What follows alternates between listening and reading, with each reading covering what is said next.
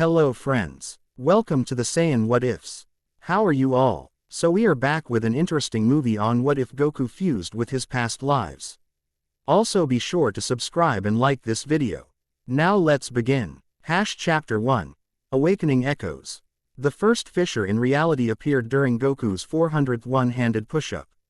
It manifests. Ted is nothing more than a flicker at the edge of his vision. A brief distortion in the air above Mount Paozu that vanished before he could properly focus on it.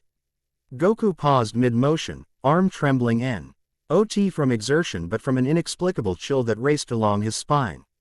Something ancient stirred within him, like a forgotten memory struggling to surface. Weird, he muttered, shaking his head, as sweat dripped from his brow onto the sun-baked earth beneath him. The morning had begun like any other.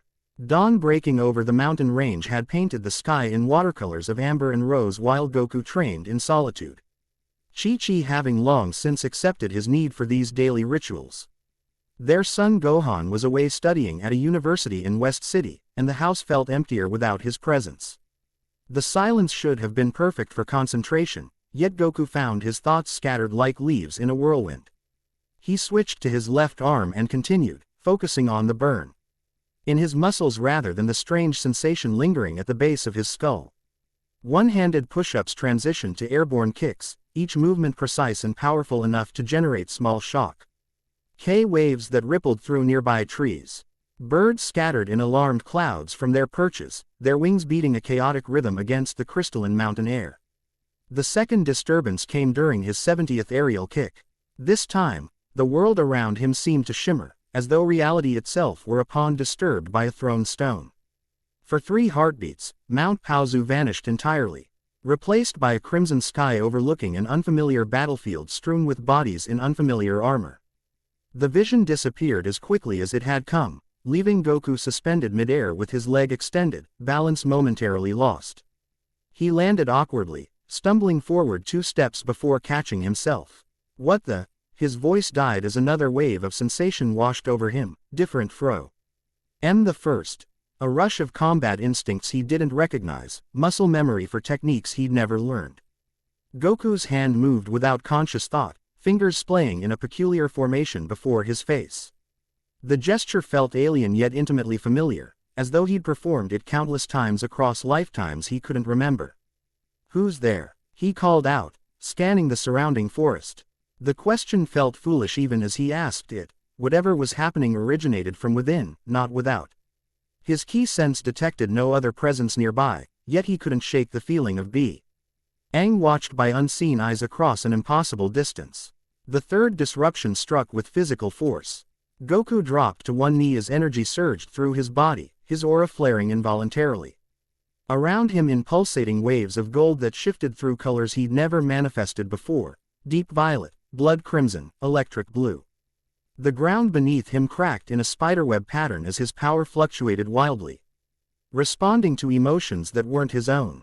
Danger comes. The Soul Eater approaches. We must awaken. The thought surfaced in his mind with startling clarity, voiced in a tone that wasn't his, deeper, ancient, carrying the weight of centuries. Goku clutched his head, fingers digging into his scalp as 5 distinct presences seemed to unfold within his consciousness like flowers blooming in accelerated time. "Who are you?" he gasped, the question directed inward rather than outward. No answer came, only fractured images. A battlefield beneath 3 moons, a mountain monastery where warriors trained in silence, a throne room where a king with a familiar face but unfamiliar eyes passed judgment, a rebel camp hidden in misty canyons, a celestial observatory where stars formed patterns he somehow recognized. Goku staggered to his feet, forcing his aura under control through sheer will. The competing energies within him settled into an uneasy equilibrium, still present but no longer threatening to tear him apart. He took several deep breaths, centering himself through the meditation techniques Master Roshi had taught him decades ago. "I need to find Vegeta," he decided aloud. If anyone might understand what was happening, it would be the Saiyan Prince with his deeper knowledge of their race's history. Before he could gather his focus to teleport, a new energy signature appeared at the edge of his awareness, approaching rapidly from above, unfamiliar yet somehow not threatening. Goku looked up as a tear in the fabric of reality opened in the sky, edges shimmering with pearlescent light. Through this dimensional aperture floated a woman unlike any Goku had encountered in his extensive travels throughout Universe 7. Her skin held an opalescent quality that shifted subtly with her movements, catching the sunlight in prismatic patterns. Silver-white hair cascaded down her back in intricate braids interwoven with what appeared to be living stars. Tiny points of light that twinkled and pulsed with their own inner rhythm. Her eyes, when they fixed on Goku, were entirely silver with no visible pupil or iris, yet he could feel their focus with physical intensity.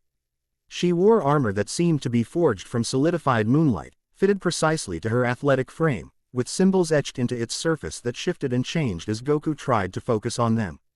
A translucent cape flowed behind her, appearing and disappearing as though existing partially in another dimension. The stranger descended slowly, touching down 10 paces from where Goku stood. She carried no visible weapons, yet her bearing suggested she needed none. Power radiated from her in carefully controlled waves, neither hostile nor entirely peaceful, but watchful and contained. "Son Goku," she spoke, her voice carrying harmonic undertones like multiple voices layered in perfect synchronicity. "I am Arya, guardian of the 7th celestial boundary and keeper of soul resonances." Her gaze intensified as she studied him, head tilting slightly. "The disturbance emanating from you has breached multiple dimensional barriers. I was dispatched to investigate and, if necessary, contain the anomaly." Goku's instincts told him she wasn't an enemy, but neither was she simply a friend. He maintained his stance, relaxed but ready. "Nice to meet you, Arya. I'd say soar. Why about whatever disturbance I'm causing, but I'm not exactly sure what's happening myself." Something flashed across her silver eyes. Surprise, perhaps, or recognition. "You don't understand what's awakening within you." "Not really," Goku admitted, rubbing the back of his head in a characteristically disarming gesture. "Started having weird visions, feeling strange energies. Thought maybe I trained too hard on an empty stomach." He attempted a light-hearted chuckle that faded quickly under her unwavering stare. Arya stepped forward, moving with the fluid grace of a master martial artist. "May I?" She raised her hand, palm facing toward him but not quite touching. Goku nodded, curious despite his caution. Her palm hovered inches from his chest, and Goku felt a gentle probing energy, different from Ki. More like the god energy he'd encountered, yet distinct even from that. Her eyes widened, the silver briefly flaring with inner light. "Impossible," she whispered, the harmonic layer of her voice momentarily falling out of sync. The convergence was not predicted for another millennium. "The what now?" Goku asked. Before she could answer, both warriors stiffened as 5 new energy signatures materialized around them, dark, predatory auras that seemed to absorb rather than emit energy. The air temperature dropped sharply, frost crystallizing on nearby vegetation despite the summer warmth. 5 figures emerged from rippling distortions in space, each distinct yet sharing a common malevolence. They wore armor of obsidian scales that seemed to drink in the sunlight, their faces concealed behind masks carved to resemble snarling beasts. Each carried a weapon that hummed with destructive potential: energy scythes, phase blades, gravity hammers. "Soul hunters," Arya hissed, her serene demeanor instantly replaced by battle readiness. "They should not have found us so quickly." The apparent leader stepped forward, his mask resembling a skeletal dragon. When he spoke, his voice rasped like the final breath of a dying star. "The Nexus sends his regards, Guardian. Your interference was anticipated." His masked face turned toward Goku. As was the awakening of this one. Goku slipped automatically into his fighting stance, but found his body responding with subtle adjustments to his posture that felt alien yet effective. Feet positioned differently, center of gravity altered. Hands held at unfamiliar angles. The knowledge came from somewhere deep within, from someone else's muscle memory. "What do you want with me?" Goku demanded, his normally carefree voice hardening. "We come to harvest, Saiyan." The leader replied, "Your soul lineage is among the last the Nexus requires. Your past lives call to us like a beacon." Arya moved protectively to Goku's side, her armor gleaming brighter. "You will not touch him, Hunter. The celestial accord forbids harvesting of souls still in cycle." The leader made a dismissive gesture. "The Nexus recognizes no accord. The convergence has begun, and this one's awakening accelerates our master's ascension. He raised his scythe. Harvesters, claim the lineage. The 5 hunters attacked in perfect coordination, ACH approaching from a different vector with weapons trailing ribbons of void black energy. Goku's combat instincts surged to life, enhanced by something older and deeper than his own experience.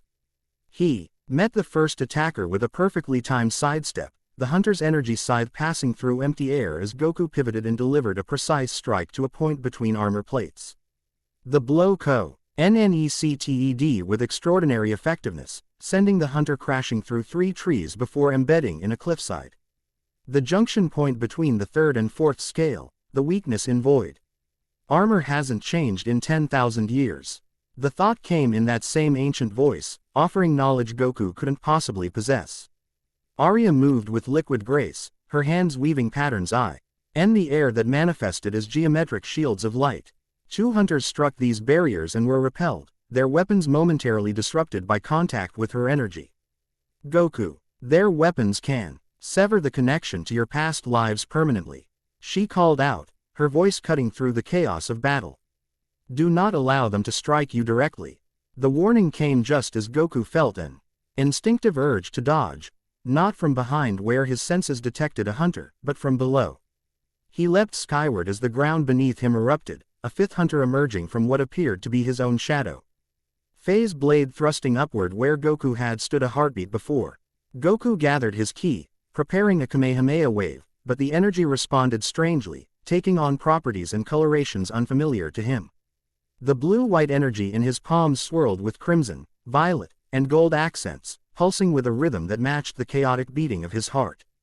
Kamehameha, his signet. Your attack faltered as 5 distinct energy patterns competed within him, each seemingly trying to modify the technique according to different principles. The disruption left him momentarily vulnerable. 2 hunters converged on him. Weapons raised. Arya appeared between them in a flash of light, her palms striking outward to intercept their attacks. Where her hands met their weapons, brilliant explosions of energy erupted, temporarily blinding everyone in the clearing. Goku recovered first, instinctively drawing on techniques he'd never learned. His hands moved in patterns taught in a monast that had crumbled to dust millennia ago, in a universe he'd never visited. Energy coalesced around his fingers in spiraling patterns of gold and white, forming complex sigils in the air. Celestial binding. 5-point seal. The words left his mouth unbidden, in a voice deeper than his own. 5 streaks of light shot from his extended fingers, each homing unerringly on a hunter. Where the light touched them, their armor cracked and their movements slowed, as though gravity had increased tenfold around each one. Goku stared at his hands in shock. How did I? It's beginning, Arya said, appearing at his side. Blood the color of liquid silver trickled from a cut on her cheek. Your past lives are emerging more rapidly than I anticipated. We need to get you to safety before. The Ad Hunter broke free of the binding with a roar that shook the mountain, dark energy cascading from his armor in waves of anti-light. The lineage is strong, but fragmented. Confused, he raised both arms, his weapon dissolving into a cloud of darkness that enveloped him. Let us see how it responds to fear. The darkness exploded outward, coalescing into hundreds of spectral warriors, transparent, wraith-like figures in ancient armor styles spanning countless eras and civilizations. Each phantom warrior bore grievous wounds, their faces locked in expressions of agony or rage. The harvested, Arya whispered, horror evident in her voice. He's using consumed soul energy as a weapon. The phantom warriors charged, their insubstantial weapons somehow carrying very real threat. Goku and Arya stood back to back, defending against the onslaught from all directions. For every specter they dispersed, 3 more seemed to form from the churning darkness. As Goku fought, the voices within him grew louder, more insistent, each offering different strategies and techniques. Use the solar lance formation. Their essence is vulnerable to purifying light, urged one voice, imperious and commanding. No, the shadow step technique. Become as insubstantial as they are, argued another, quieter but more intense. The 5 winds defense would protect both you and the Guardian, suggested a third, calm and measured. Strike at the hunter controlling them. Cut the head from the serpent, demanded a fourth, fierce and direct. Listen to your own heart, young one. Our knowledge is yours, but the power must be shaped by your will," counseled the fifth, oldest and wisest of the voices. The competing directives created a cacophony in Goku's mind, fracturing his focus. He stumbled, a phantom blade passing through his shoulder. Though it left no physical wound, Goku felt something deep within him tear, a connection stretching across time and space momentarily severed and painfully re-established. He cried out, dropping to one knee. The voices in his mind screamed in unified agony. Arya was at his side instantly, one hand extended toward the phantoms, creating a dome of protective light around them both. "Goku, focus on a single point within yourself. Don't try to integrate everything at once." Through the haze of competing memories and personalities, Goku struggled to find his center. He closed his eyes, blocking out the chaos of battle, searching for the stillness he'd always been able to find even in the most desperate situations. There, beneath the turmoil, his core remained unchanged. Goku drew upon that essence, his fundamental nature that had remained consistent through all his transformations and evolutions.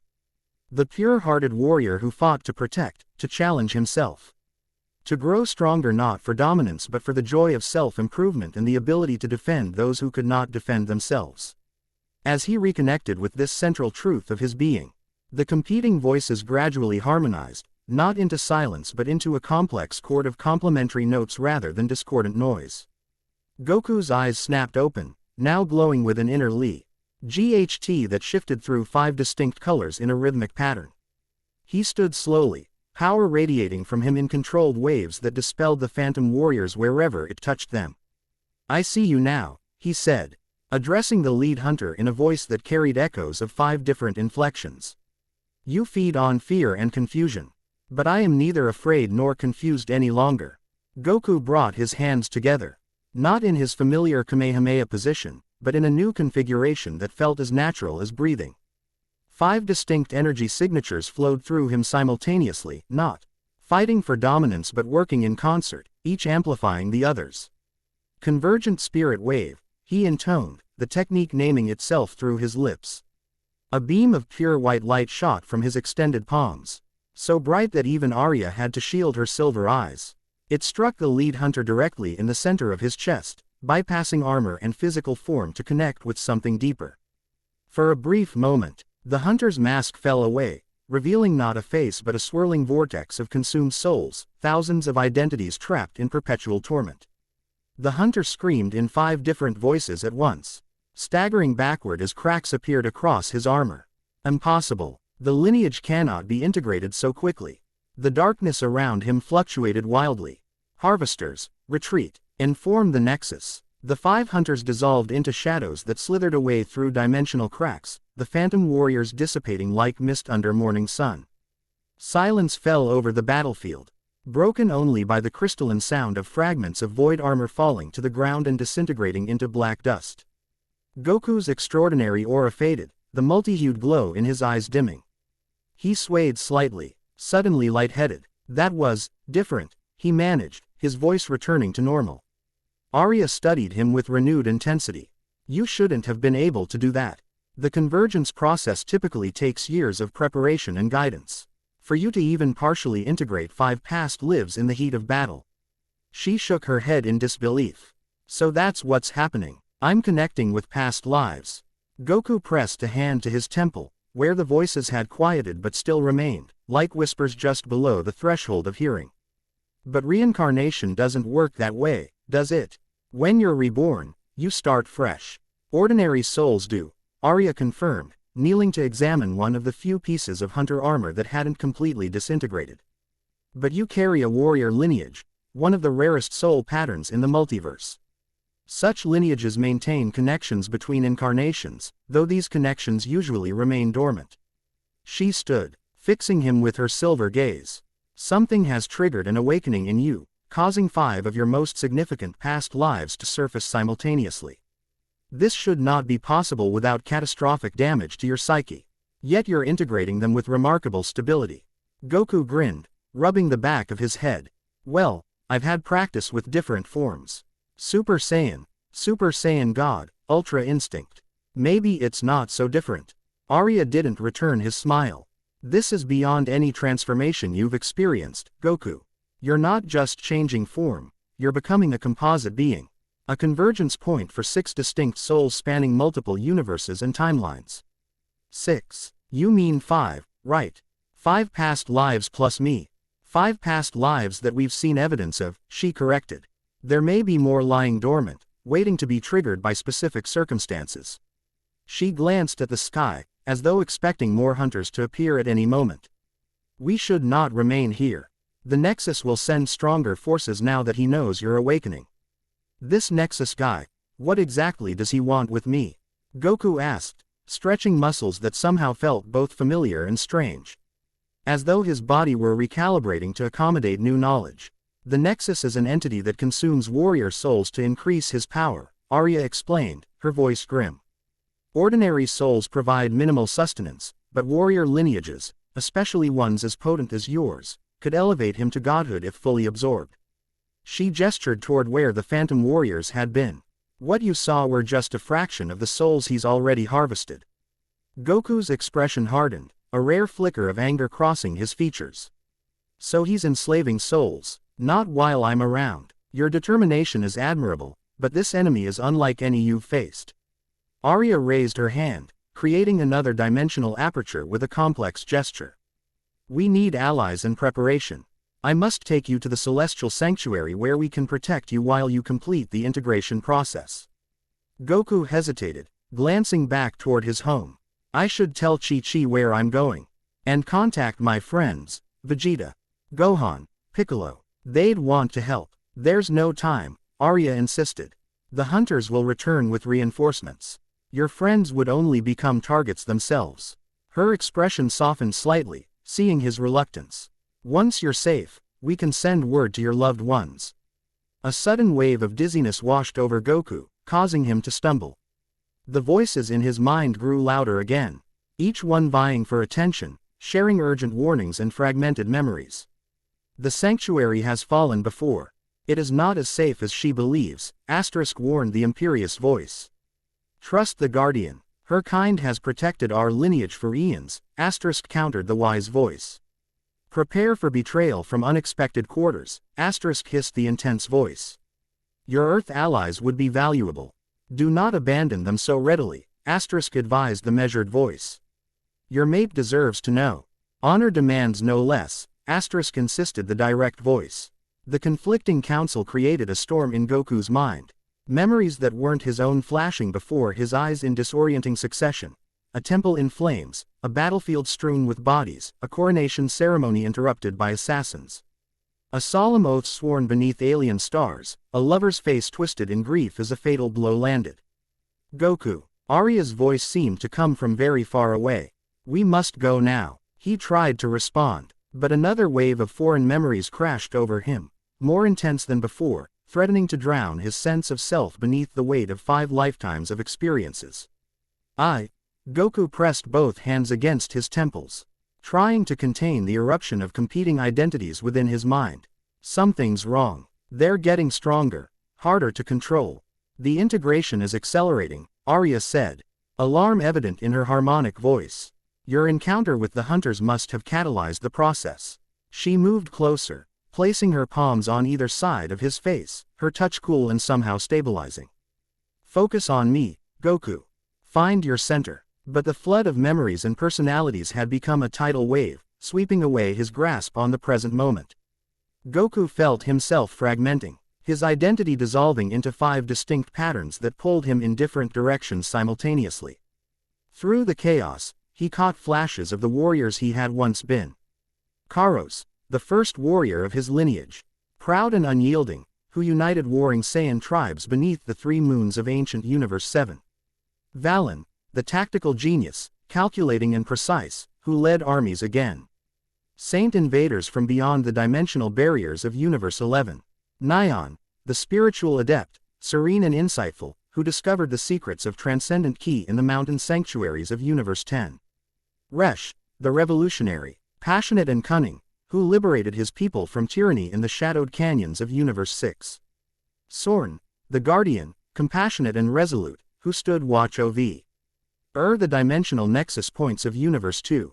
5 warriors, 5 lifetimes, 5 sets of memories, skills, loves, hatreds, triumphs, and failures, all converging within a single vessel never meant to contain such multitudes. Goku fell to his knees, his aura flaring chaotically around him, gold, then crimson, then violet, then azure, then emerald, cycling faster and faster as each aspect of his fractured consciousness fought for dominance. Arya knelt before him, her silver eyes wide with concern. Hold on, Goku, I'll stabilize the convergence. Her hands began to weave complex patterns in the air, trailing sigils that hung suspended around them both like constellations. Through the maelstrom of his disintegrating identity, Goku felt a moment of clarity. He reached out, catching Arya's wrist to stop her ritual. Wait, he managed, his voice shifting between 5 different timbres. Need to understand. What's happening to me? There's no time to explain, she insisted. If the integration continues uncontrolled, your mind could shatter permanently. Then tell me, quickly, he gasped, fighting to maintain coherence. Who are they? Who am I becoming? Arya hesitated, then nodded, recognizing his need to know. Your lineage is among the oldest and most powerful in the multiverse, warriors who shape the fate of their universes, whose souls carry the resonance patterns of creation itself. She placed a hand over his heart.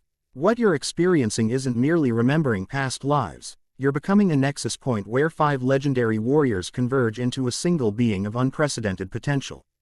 And this nexus wants that power. The nexus has consumed countless warrior souls, but none with your lineage's potential. Her expression darkened. If he obtains your complete soul pattern, there would be no force in existence capable of opposing him. Goku nodded, processing this through the storm of competing memories. Then we fight. Not yet, Arya cautioned. First you must complete the integration successfully. Become whole. Then we gather allies. She resumed her ritual gestures. Now please, let me stabilize you before. Another violin. Chi surge tore through Goku's consciousness. 5 distinct energy patterns, each evolved in different universes under different conditions, collided within his key network. The conflict generated feedback, K-loops of escalating power that his body wasn't yet adapted to contain. He threw his head back, a scream tearing from his throat that echoed in 5 distinct voices simultaneously. His aura exploded, outward in a shockwave that carved a perfect hemisphere into the mountainside, vaporizing rock and vegetation in an instant. Arya shielded herself with a hasty barrier, the force of the energy relay. Say still driving her back several meters.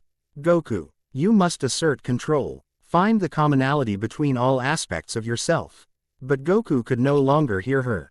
The world around him faded as he plunged inward, falling through layers of memory and identity. His consciousness fragmented, each piece drawn to a different point in space and time, a different universe where he had once lived and fought and died.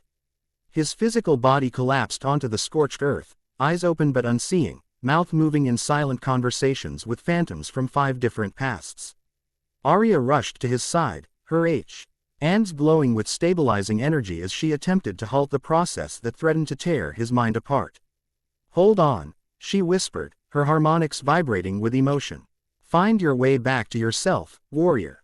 Inside the maelstrom of his fracturing consciousness, Goku fell deeper and deeper, past the boundaries of his known self, into the ancient memories of warriors whose blood ran in his veins across dimensional barriers and the vast gulf of time, memories now awakening to reclaim their place in a soul lineage older than the universe itself. His last coherent thought was a simple one, characteristically Goku even as his identity dissolved into the confluence of past lives. I wonder if they like fighting as much as I do. Then darkness claimed him, and Son Goku, as he had known himself, ceased to be. Becoming instead a vessel for something both less and more than the sum of its parts, a convergence point where 5 legendary warriors and 1 pure-hearted Saiyan from Earth began the process of becoming something entirely new. Arya cradled his unconscious form, her silver eyes scanning dimensional frequencies invisible to ordinary sight. The convergence has begun, she murmured. Nexus will sense it. We have little time. With a complex gesture, she opened a portal large enough to accommodate them both and lifted Goku's body with surprising strength. The sanctuary awaits, lineage bearer, she said formally, stepping through the dimensional aperture with her precious burden. May your integration be swift, for all our sakes. The portal sealed behind them.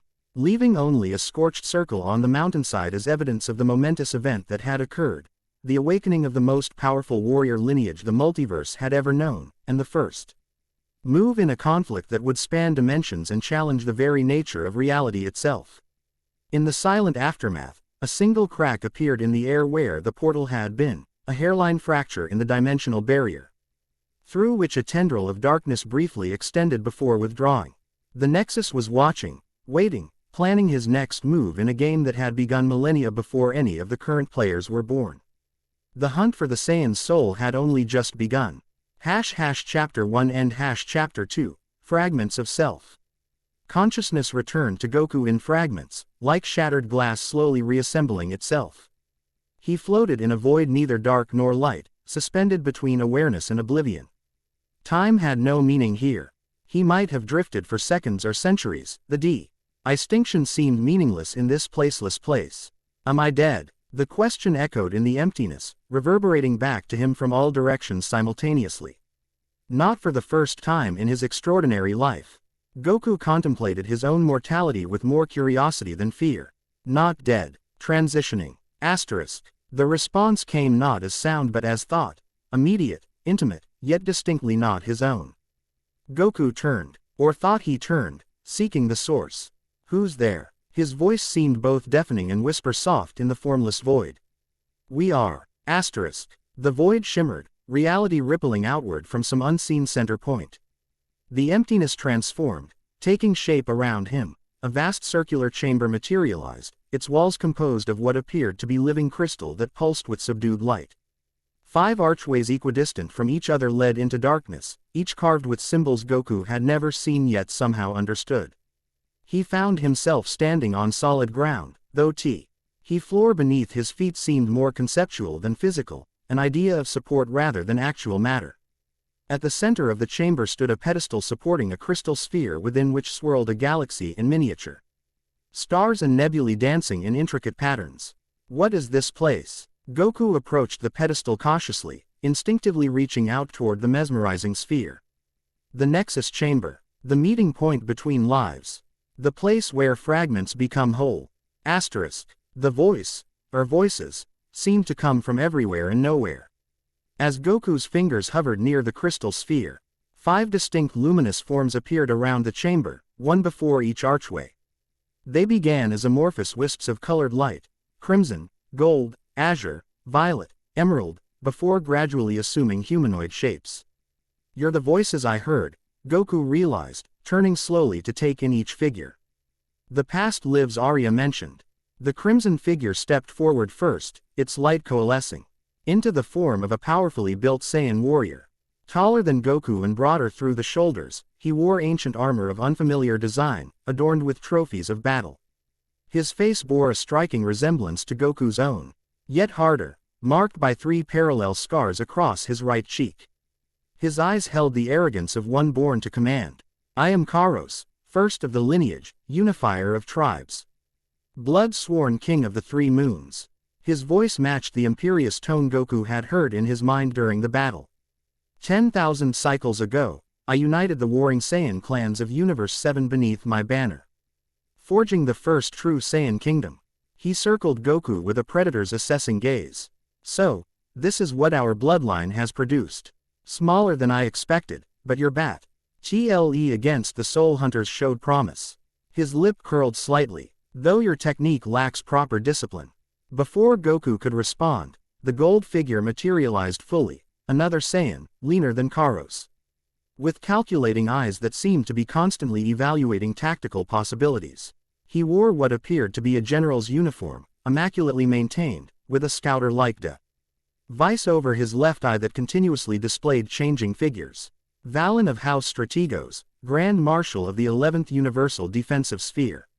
His voice was measured, precise. While Kairos judges your physical form, I've been analyzing your combat approach. Your instincts are exceptional, your adaptability impressive, but you rely too heavily on reaction rather than anticipation. He nodded slightly. Still, there is potential to work with. The azure figure transformed next, revealing a Saiyan with a serene countenance, dressed in simple robes rather than armor. His hair, unlike the typical Saiyan style, was close-cropped, and he bore luminescent markings across his exposed skin, symbols similar to those carved into the archways. I am Nyan, keeper of the celestial paths, voice of the eternal silence. Unlike the others, he bowed respectfully to Goku. In Universe 10, I walked the way of spirit rather than conquest, discovering how to harness ki beyond mere destruction, to heal, to create, to transcend physical limitations. His smile was gentle. Your heart is pure, son Goku. That will serve you well in what is to come. The violet light solidified into a figure th. It immediately struck Goku as dangerous, a Saiyan with shrewd eyes and a perpetual half-smile that suggested he knew secrets others didn't. He wore patchwork armor modified for stealth, with numerous hidden weapon sheaths and pouches. Resh, the unseen hand, breaker of chains, nightmare of House Frost. He performed an elaborate mock bow, his movements fluid and economical. While these others played at kings and scholars, I led the rebellion that toppled the greatest tyrant Universe 6 ever knew. Sometimes victory requires shadows rather than spotlights, poison rather than power. He winked at Goku. You've got the power part covered, I'll grant you that.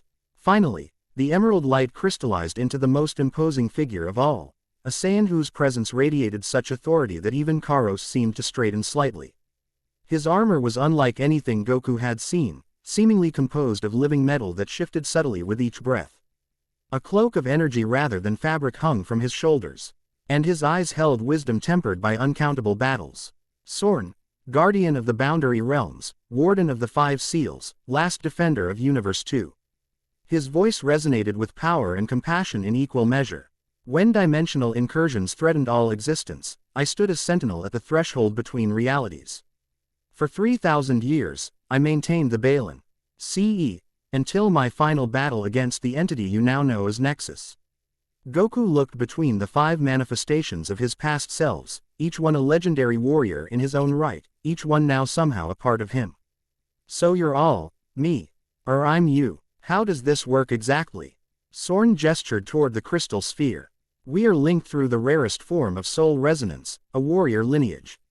Our essence passes from universe to universe, life to life, carrying forward the accumulated power and knowledge of each incarnation.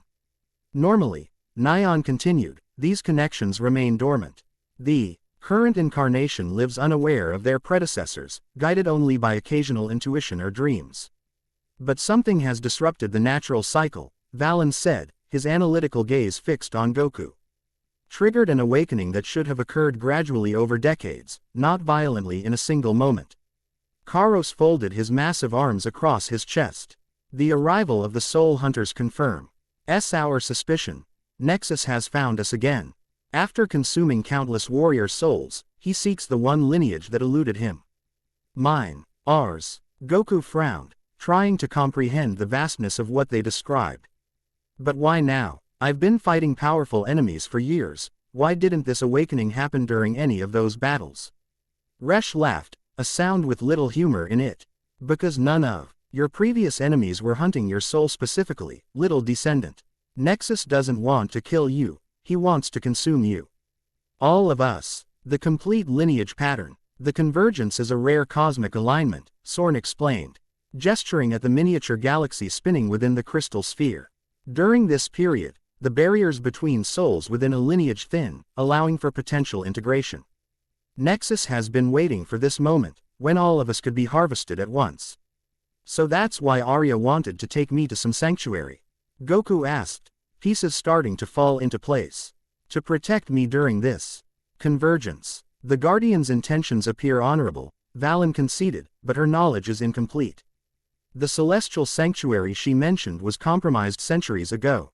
Taking you there would be delivering you directly to Nexus.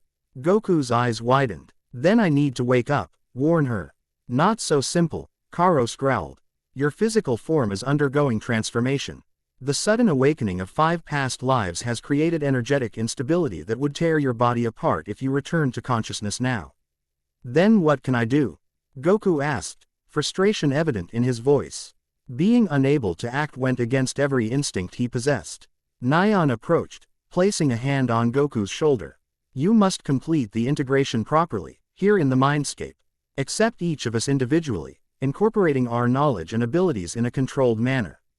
Like, learning from you. Training. More intimate than training, Sorn corrected. We must become aspects of a single being, you, Son Goku, as the primary consciousness, but enhanced by our experiences and abilities. Resh grinned wolfishly. Basically, you get all our powers it out the bother of living for thousands of years. Quite the shortcut. Each of us will guide you through our memories, Valen explained, allowing you to assimilate our techniques and knowledge. Be warned. Experiencing another's lifetime carries risks. It is easy to lose yourself in memories not your own. Goku considered this, his natural enthusiasm for gaining new abilities competing with caution about the process described. And this will help me fight Nexus. It is the only way you will survive against him, Karos stated flatly. Separately, even our combined power could not defeat him. Only as a fully integrated warrior might we stand a chance. All right then. Goku's expression set in determined lines.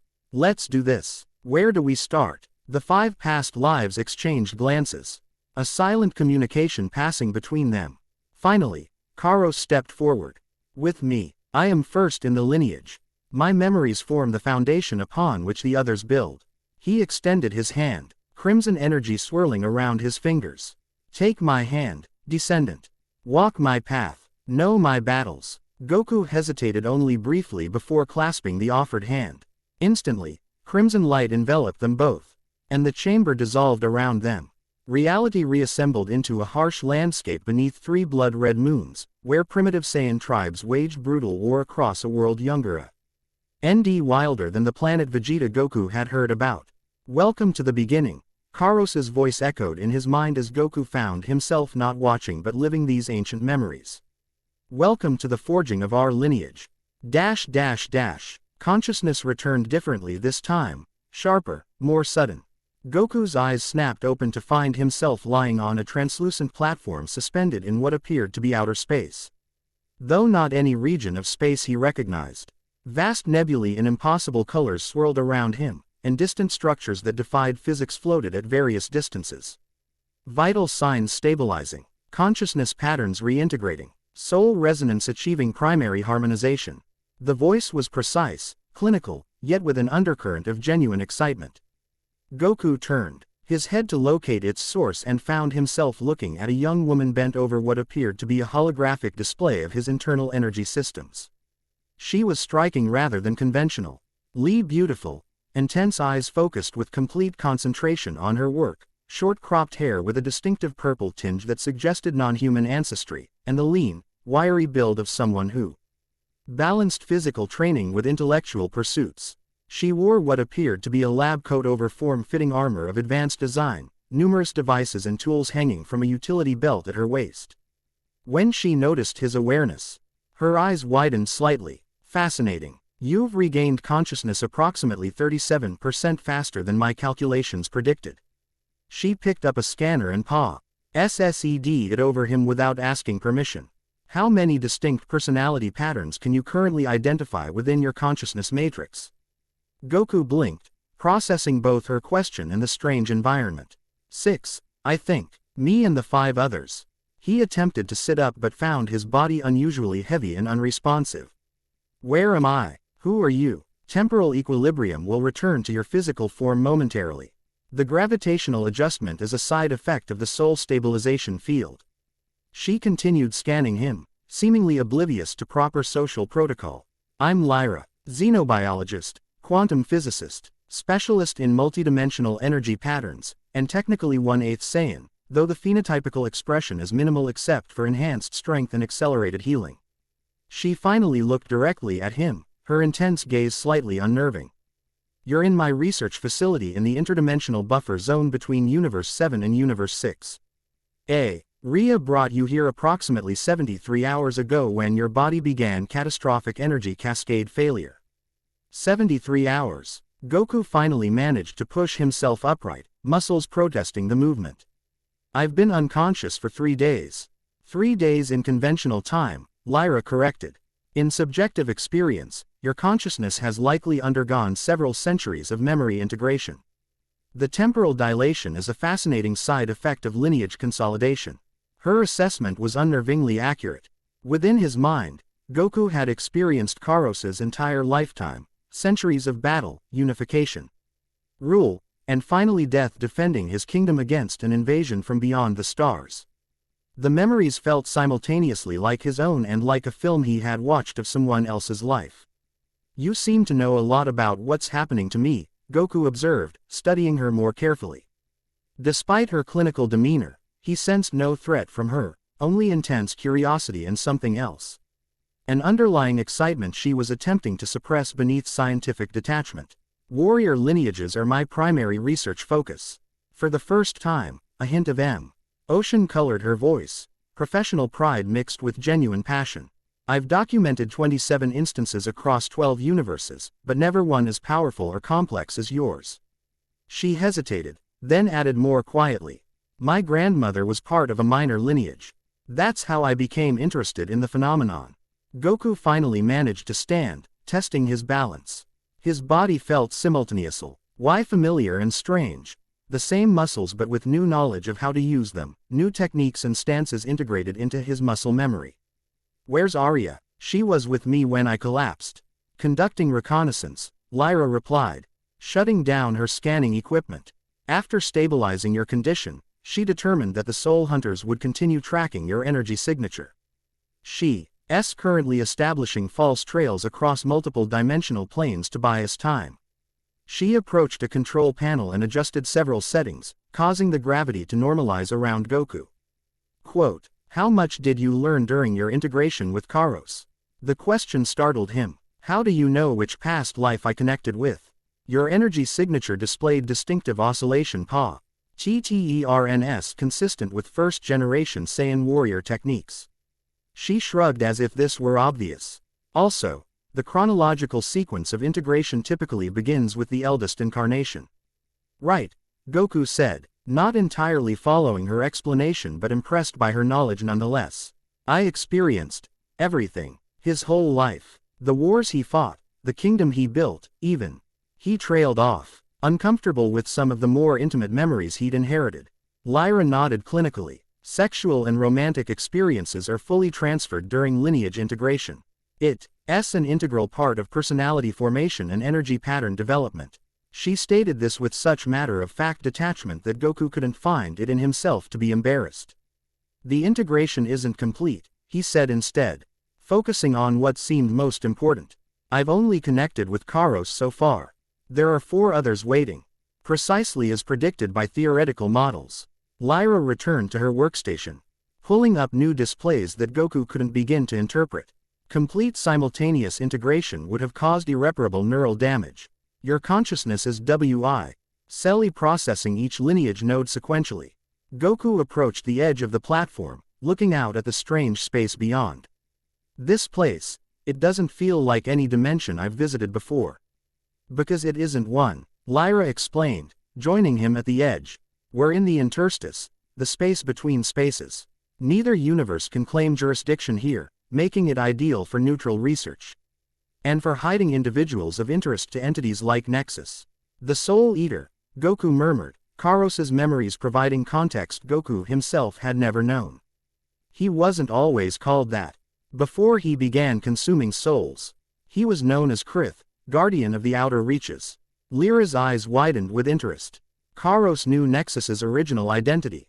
That information isn't recorded in any existing database.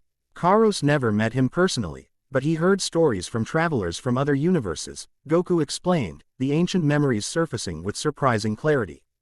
Krith was respected, even revered, until something changed him, corrupted him. He discovered that absorbing warrior souls could grant him their powers and extended his life indefinitely. Fascinating. Lyra made notes on a small device. This confirms several hypotheses about Nexus's origins. Did Karos's memories reveal anything about potential vulnerabilities?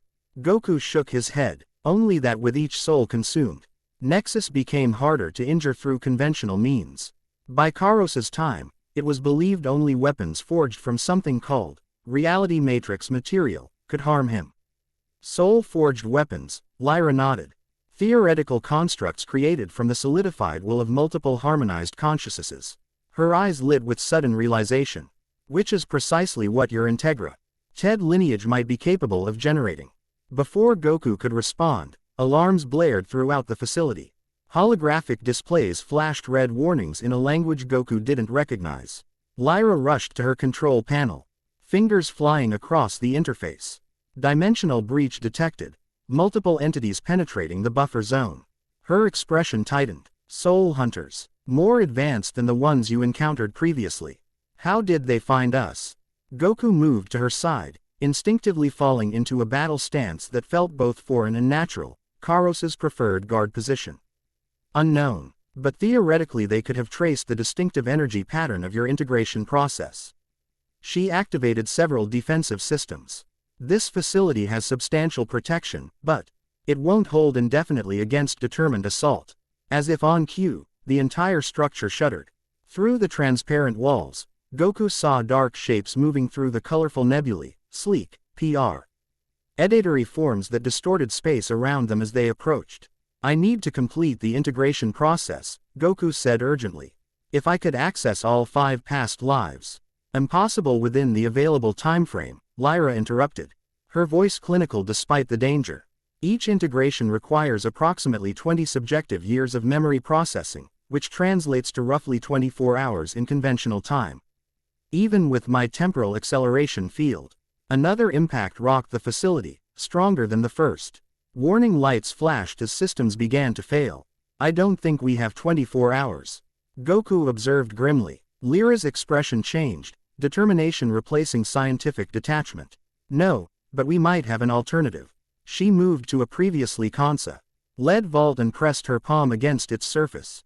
The door slid open, revealing a pedestal upon which rested what appeared to be an ancient armband. The artifact was clearly Saiyan in origin, craft. From an unknown metal that seemed to absorb and reflect light simultaneously. Intricate symbols were etched into its surface, the same symbols Goku had seen in the mental nexus chamber. This is a soul resonance amplifier, Lyra explained, carefully removing it from its housing. Created during Karos's reign, if my research is correct. It won't complete the integration process, but it should allow you to temporarily access abilities from your other past lives without undergoing full memory integration. Goku eyed the artifact with both interest and caution. How does it work? It synchronizes with your base soul frequency and establishes temporary bridges to dormant aspects of your lineage. She held it out to him. In theory, at least. It's never been tested on a lineage as complex as yours. Another violent tremor shook the facility. Through the transparent ceiling, Goku could see dark energy weapons being brought to bear on their position. Theory will have to do, he decided, taking the armband. As soon as his fingers touched the ancient metal, it responded, warming, shifting, the symbols beginning to glow with inner light that pulsed in rhythm with his heartbeat. Lyra watched with undisguised fascination as Goku slipped the armband onto his right wrist. It adjusted itself automatically, contracting to fit perfectly. The symbols flared brighter, changing from generic C patterns to specific sigils that Goku somehow recognized as the personal marks of each past life. Incredible, Lyra breathed. Complete harmonic resonance established on first contact. The artifact recognizes you as its intended bearer. Quote, within Goku's mind, the Nexus chamber reappeared briefly. The 5 past lives stood in a circle around him, their expressions solemn. The amplifier will grant you limited access to our abilities. Sorn's voice echoed in his mind. But without full integration, the power will be unpredictable. Use it sparingly. Focus your intent clearly, advised Valen. Visualize which of us you need in each moment of combat. And remember, descendant, Karos added grimly, even with our combined strength, you face forces beyond any we encountered individually. Choose your battles carefully. The mental connection faded as the facility suffered its most violent impact yet. Sections of the structure began to collapse, emergency force fields activating to maintain atmosphere and gravity. We need to evacuate, Lyra announced, gathering essential equipment with practiced efficiency. This facility includes an emergency dimensional transport system, but she requires precise calibration to avoid dropping us into the void between universes. How long will that take? Goku asked, already feeling the armband's effect, an awareness of combat techniques and Energy manipulation methods he had never personally learned. Approximately 3 minutes to calibrate coordinates, Lyra replied, fingers dancing across control interfaces. Which means we need approximately 4 minutes of defense against the hunters. The ceiling shattered inward, force fields straining to contain the breach. Through the opening descended 7 soul hunters, more heavily armor-red than those Goku had previously encountered, their weapons more substantial, their masks more elaborate and somehow more alive.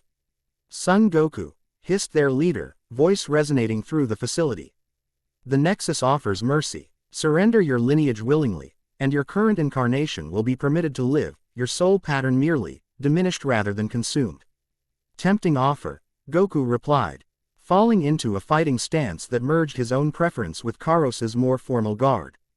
But I've never been good at giving up. The Soul Hunter leader tilted his head, the movement unnaturally fluid. You have not completed integration. You are vulnerable, incomplete. Fighting is illogical. Goku smiled, the expression reminiscent of his usual battle-ready grin but with an edge of Karos's fiercer battle lust. Maybe, but logic has never been my strong point. He focused on the armband, visualizing Valen's tactical brilliance. Immediately, the gold sigil flared brightest, and Goku's perception of the battlefield shifted dramatically.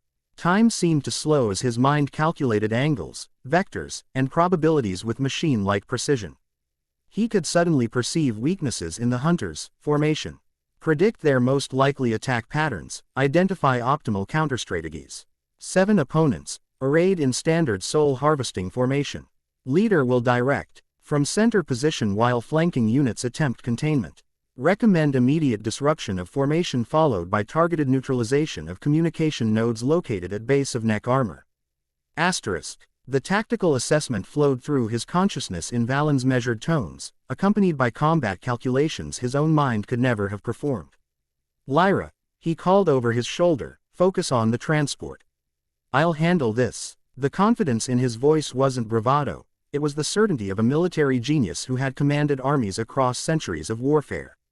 The Soul Hunters attacked in perfect coordination, energy weapons discharging simultaneously from 7 different angles. Under normal circumstances, even Goku would have struggled to evade all attacks at once. But with Valen's tactical awareness guiding him, Goku didn't try to dodge them all. Instead, he moved precisely where Valen's calculations indicated, directly into the narrowest gap in the attack pattern, through a complex series of positional adjustments that caused 3 of the energy blasts to intercept each other while the others missed entirely. Formation disruption complete. Proceed to Phase 2. Isolation and neutralization. Asterisk. Goku focused on the Azure Sigil next, calling upon Nion's spiritual mastery. His ki responded in ways he'd never experienced before, flowing not as raw power but as precisely modulated energy patterns. Rather than a simple Kamehameha or energy blast, his hands wove complex sigils in the air that materialized as geometric barriers, separating 3 hunters from their companions. Dimensional partition, he intoned, the technique name coming to his lips from Nion's memory. The barriers solidified, creating localized pocket dimensions that effectively remove D3 opponents from the battlefield temporarily. The remaining 4 hunters, including their leader, adjusted their strategy immediately. Soul fragmentation detected, the leader announced. Targ, Ed is accessing lineage abilities through artificial means. Converge and overload. The 4 hunters blurred, moving with such speed that even Goku's enhanced perception struggled to track them. They synchronized their movement perfectly, attacking from 4 directions simultaneously while generating a disruptive energy field designed to interfere with soul resonance. Goku felt the armband grow, painfully hot against his skin as the hunter's energy field attempted to sever his connection to his past lives. He focused desperately on the violet sigil, calling upon Resh's expertise in countering overwhelming force through unconventional means. Conventional defense will fail, Resh's cunning voice whispered in his mind. When outnumbered, become invisible. When targeted, become intangible. Shadow form, Goku whispered. And his body dissolved into living shadow, not invisible but translucent, partially shifted into an adjacent dimensional frequency where the hunters' attacks passed through him with minimal effect. The technique consumed enormous energy and could not be maintained for long, but it bought precious seconds. 2 minutes until transport calibration, Lyra called out, her voice steady despite the chaos around her. Goku solidified, dropping back into normal space directly behind the hunter leader.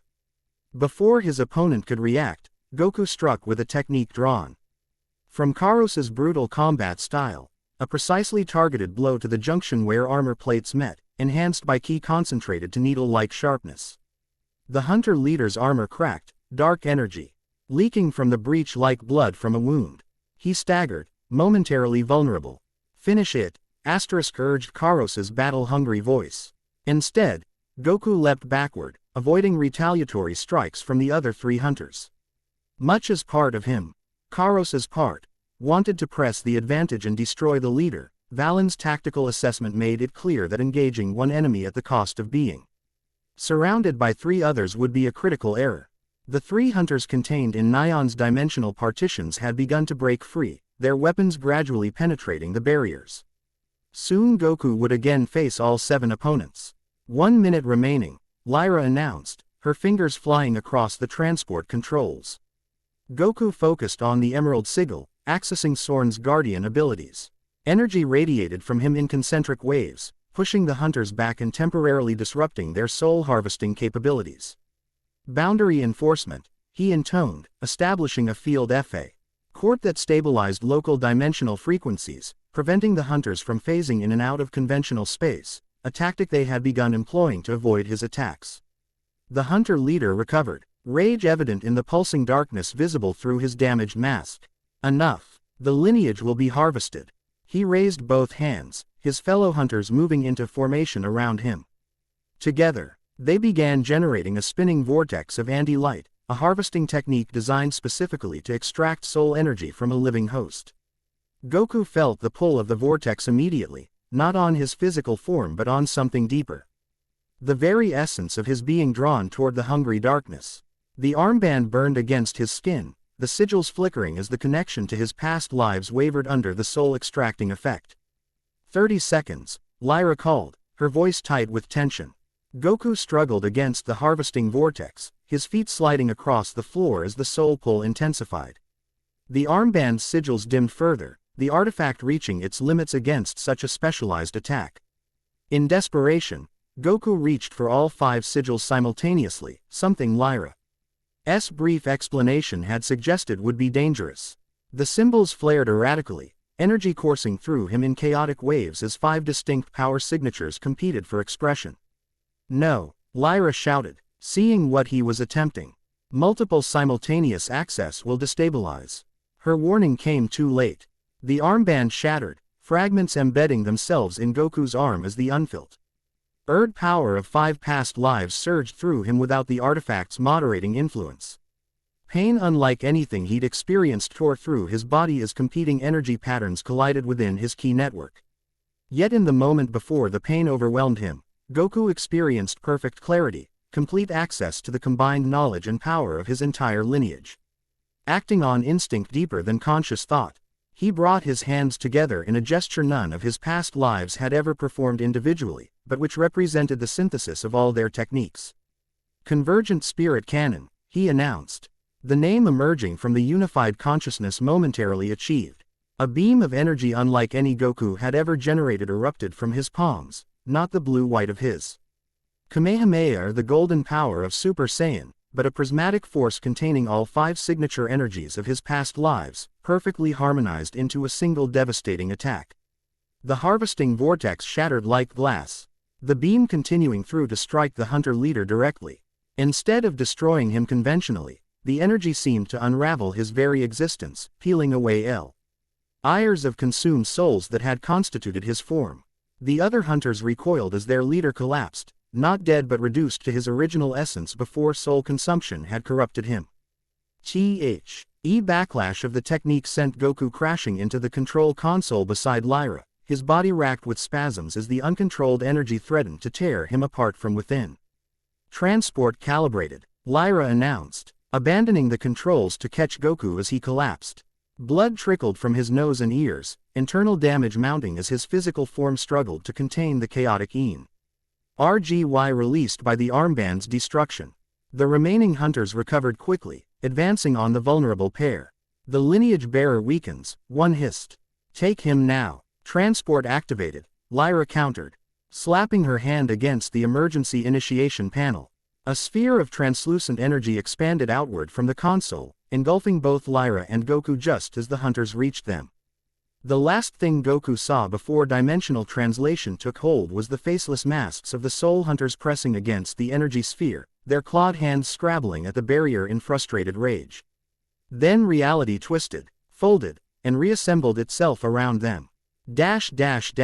When awareness returned, Goku found himself lying on soft grass beneath an unfamiliar sky. Two suns, one golden, one pale blue, hung low on the horizon, casting long shadows across a landscape of floating islands connected by bridges of living crystal. Waterfalls flowed upward rather than downward, defying conventional gravity to form complex aerial rivers that wound between the islands. "Where are we?" he managed, his voice hoarse, body still aching from the energetic overload. Lyra knelt beside him, applying some kind of medical device to the wounds on his arm where fragments of the armband had embedded themselves. Araxia, a micro-dimension connected to Universe 10. One of several research outposts I maintain. Goku tried to sit up but found his strength severely depleted. The soul hunters cannot follow immediately, Lyra assured him, gently pressing him back down. The transport scrambled our dimensional coordinates. It will take them time to recalibrate their tracking methods. She continued treating his wounds with methodical precision. You shouldn't have attempted to access all 5 lineage connections simultaneously. The armband wasn't designed for such comprehensive channeling. Didn't have much choice, Goku pointed out, wincing as she extracted a particularly deep fragment. What was that attack I used? I've never done anything like it before. Theoretically, a perfect lineage integration would allow for completely new techniques that synthesize abilities from multiple past lives. Lyra's scientific detachment had returned, though Goku noticed her hands were shaking slightly.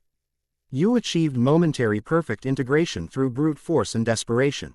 Fascinating, but nearly fatal. She finished removing the fragments and applied a healing agent that immediately soothed the pain. The broken armband fragments have bonded with your cellular structure. I can't remove them completely without causing further damage. Will that be a problem? Goku flexed his arm experimentally. Uncertain. The soul resonance amplifier was designed to be worn, not incorporated into living tissue. She scanned the embedded fragments with a small device. However, initial readings suggest the fragments are stabilizing rather than disrupting your energy pathways. They may actually assist with the ongoing integration process. Goku nodded, too exhausted to be properly concerned. Those hunters were stronger than the ones I fought before. Elite harvesters, Lyra confirmed grimly. Nexus only deploys them for high-priority targets. The fact that they found my research facility so quickly suggests we're dealing with a major dimensional intelligence network. She sat back on her heels, studying him with renewed scientific interest. That technique you used, the convergent spirit cannon, it shouldn't have been possible without complete integration. The fact had you managed even a flawed version suggests your lineage possesses unprecedented compatibility. Lucky me, Goku replied with a weak smile. Though it didn't feel very compatible when it was tearing me apart from the inside. Your capacity for understatement is remarkable, Lyra observed dryly. Most beings would have been completely obliterated by channeling that much discordant energy. For the first time since he'd regained consciousness, Goku really looked at Lyra, not just hearing her words but seeing the person behind them. Despite her clinical demeanor, genuine concern showed in her eyes. Along with something else, a fascination that went beyond scientific interest. You saved my life, he said simply.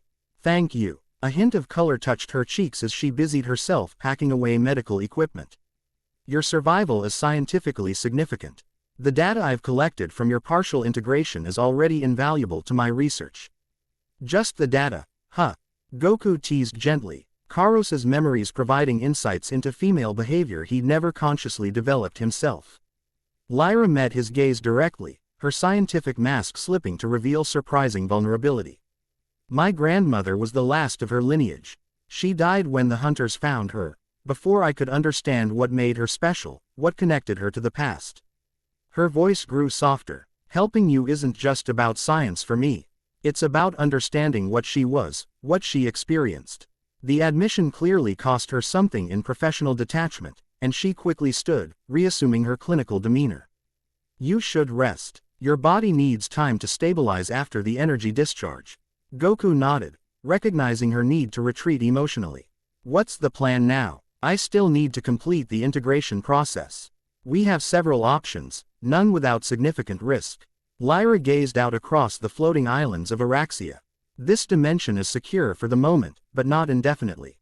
I have equipment here that can facilitate continuing the integration, but each completed past life will amplify your energy signature, making you easier for the hunters to track. And Arya, any word from her? Nothing since she departed to create false trails. However, that's not necessarily concerning. Maintaining communication across dimensional boundaries would risk exposing her position. Goku closed his eyes, focusing inward on the Nexus chamber. The 5 past lives appeared, their forms less distinct than before, as though viewed through frosted glass. The armbands. Destruction has destabilized our connection, Valen's voice explained. We remain present, but full communication is temporarily impaired. You must complete the next integration soon, Nyan advised. The fragmentation of our collective consciousness creates vulnerabilities Nexus can exploit. I recommend Valen as your next integration focus, Sorn suggested. His tactical knowledge will be most valuable in the immediate struggle. No, my skills in stealth and deception are clearly needed, Resh countered. The pup needs to learn how to hide, not just how to fight. Enough squabbling, Karos silenced them. The choice belongs to our descendant. He has earned that right through blood and battle. Goku opened his eyes to find Lyra watching him intently. You were communicating with them, she observed. Your brain activity displayed the characteristic oscillation patterns of internal lineage dialogue. They're still there, but the connection is weaker after the armband broke, Goku explained. They say I need to complete another integration soon. Consistent with theoretical models, Lyra nodded. Once the integration process begins, interruptions create instability in the soul matrix. She hesitated, then added, there's another artifact that might help, similar to the armband but more powerful. Ancient texts refer to it as the Nexus Prism. Another Saiyan artifact, yes, created during the height of Valen's military campaign in Universe 11. Her eyes lit with enthusiasm. While the armband merely facilitated temporary access to lineage abilities, the Pre-SM was designed to accelerate full integration safely. Where is it? Goku asked, already knowing the answer wouldn't be simple. According to my research, it was secured in a vault within the dimensional fortress of Kronos. At the boundary between Universe 11 and Universe 4, Lyra's expression grew troubled. Unfortunately, that region has been under Nexus's direct control for at least 3 centuries. So we'd be walking straight into enemy territory, Goku summarized. Essentially, yes, she met his gaze directly. However, theoretical models suggest that with even one additional past life fully integrated, your chances of success would increase significantly. Goku considered this, weighing options with more strategic consideration than was typical for his usual approach. Karos's lifetime of military and political leadership provided context and analysis he would never have managed on his own. How long would the next integration take? He finally asked. With my equipment here, approximately 18 hours, Lyra calculated. Shorter than the first integration due to neural pathways already established by Karos's memories. Goku nodded decisively. Then that's what we do. I'll integrate with Valen next, then we go after this Nexus Prism. If it can help complete the process faster, it's worth the risk. A logical decision, Lyra agreed, though something in her tone suggested she had expected a different choice. I'll prepare the integration chamber immediately. As she turned to leave, Goku caught her wrist gently. Lyra, why are you helping me? Really, it can't just be about your grandmother or scientific research. The risks you're taking. She didn't pull away from his touch, but her expression became unreadable. Nexus represents the greatest threat to multidimensional stability ever recorded. If he obtains your complete lineage pattern, there would be no force capable of opposing him. The scientific imperative is clear. That's the logical reason, Goku acknowledged. But I've learned from Karos that people rarely act solely from logic, especially in dangerous situations. A flicker of surprise crossed her features, perhaps at this evidence of how deeply Karos's personality had already influenced him. She was silent for a long moment before answering. 5 years ago, I witnessed a hunter harvesting on a research outpost in Universe 8, she finally said. Her voice carefully controlled. 47 researchers and support staff. The hunters didn't just kill them, they consumed everything they were, everything they might have become. Their knowledge, their emotions, their potential, all harvested for Nexus. Her free hand clenched into a fist at her side. I survived only because I was temporarily out of phase, testing a new dimensional scanner. I watched, completely helpless, as people I had worked alongside for years had their souls extracted while their bodies collapsed into empty husks. Goku tightened his grip slightly on her wrist, offering silent support. After that, my research focus changed, she continued. From theoretical study of warrior lineages to practical applications, specifically, how to stop Nexus. When Arya contacted me about your awakening, I recognized the opportunity immediately. She finally met his gaze directly. You're not just a research subject, Goku. You're Potentia, LLY, the only being in existence who could end Nexus permanently. The weight of that expectation settled on Goku's shoulders, a familiar burden in many ways. How many times had he been the last hope against seemingly unstoppable enemies? Yet this felt different, larger in scale and consequence than even his battles against universal threats like Buu or Jiren. I can't promise victory, he said honestly. But I can promise I'll give everything I have to stop him. Something shifted in Lyra's expression, a softening, a glimpse of the person beneath the scientist. That's all anyone can ask. Shish. He gently extracted her wrist from his grasp. Rest while you can. The integration process with Valen will be challenging in different ways than Karos. Where Karos was a warrior king, Valen was a strategist who fought primarily with his mind. His memories contain complexities that may be difficult for your consciousness to assimilate. With that cryptic warning, she departed to prepare the equipment, leaving Goku to contemplate the floating islands of Araxia and the strange path his life had taken. Within his mind, the 5 past lives watched through the thinning veil between conscious thought and soul memory. Their expressions ranged from Karos's stern approval to Resh's amused interest to Sorn's thoughtful assessment. Only Valen seemed concerned, his analytical mind already calculating the probabilities of success and failure in the coming integration. She hasn't told him everything, Valen observed to the others. About the prism, about Nexus, about herself. Few ever reveal everything, Resh replied with characteristic cynicism. The girl has secrets, as do we all. Her intentions appear honorable, Nyan judged. Her aura shows no deception, only fear and hope in equal measure. She is drawn to him. Karos noted with some satisfaction. As females have always been drawn to our lineage. It is proper. What matters is whether she can help him complete the integration before Nexus finds us again.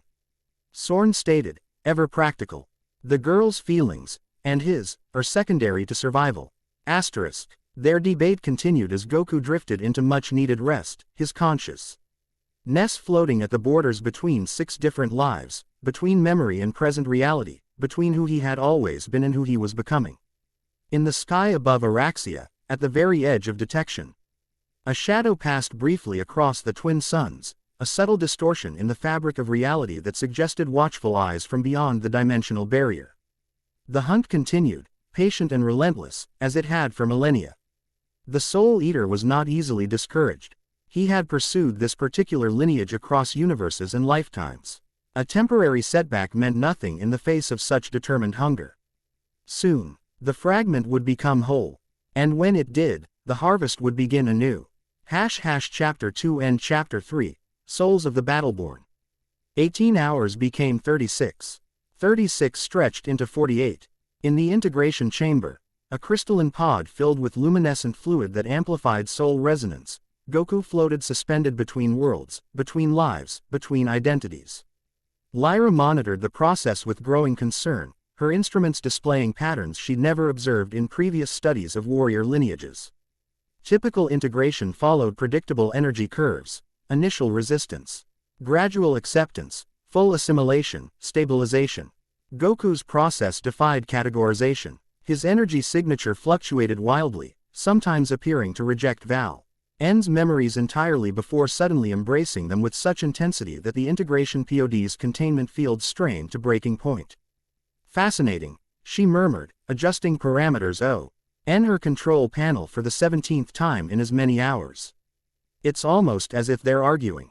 Inside the pod, Goku was indeed arguing, not just with Valen but with himself. Unlike Karos's straightforward warrior existence, Valen's memories proved profoundly challenging. Where Karos had led through force of personality and physical dominance, Valen had been a different kind of leader entirely, calculating, sometimes ruthless. Always seeing people as assets to be deployed rather than individuals to be valued. His lifetime spanned centuries of interstellar warfare in Universe 11, where he had risen from tactical advisor to supreme military commander through brilliance rather than battlefield prowess. You resist my methods, Valen's consciousness observed within their shared mindscape, a vast war room where holographic battle plans shifted and reformed continuously. Yet you cannot deny their effectiveness. There's more to fighting than just winning, Goku countered, uncomfortable with memories of sacrificing entire battalions to secure strategic advantages. The cost matters. Valen's projected form, leaner than Karos, with the calculating eyes of a chess master, circled the central strategic table. Sentiment clouds judgment. In war, victory is the only metric that matters. The alternative is total defeat. That's where you're wrong, Goku insisted. I've won battles by refusing to sacrifice what matters. By finding another way. Admirable. Naive. Valen manipulated the holographic display, showing conflicts spanning galaxies. But you have faced individual opponents.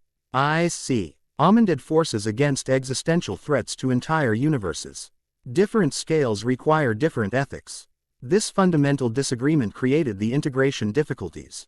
Unlike Karos, whose warrior ethos Goku instinctively understood despite cultural differences, Valen's cold pragmatism represented a worldview fundamentally at odds with Goku's nature.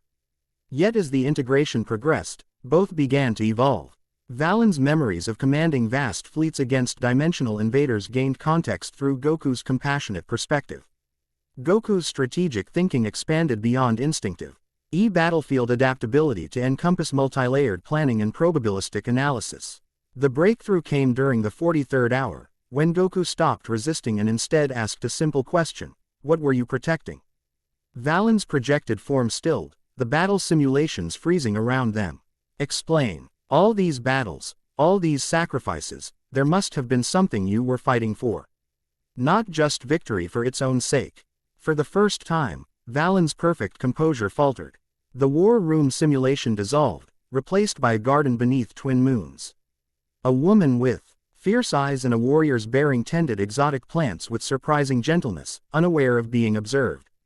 Her name was Taylor. Valen's voice had softened. Commander of the 11th Dimensional Boundary Force.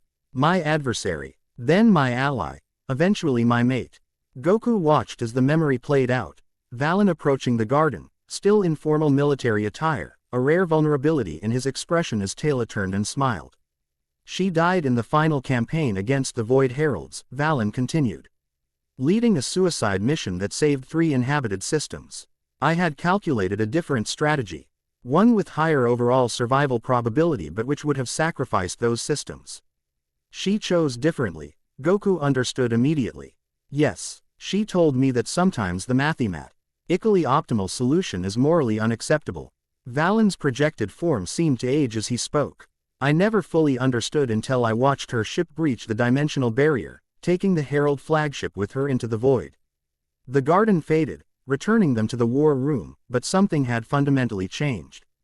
Valen's holographic battle plans now included small indicators representing civilian populations, cultural repositories, historical significance, factors beyond mere strategic value.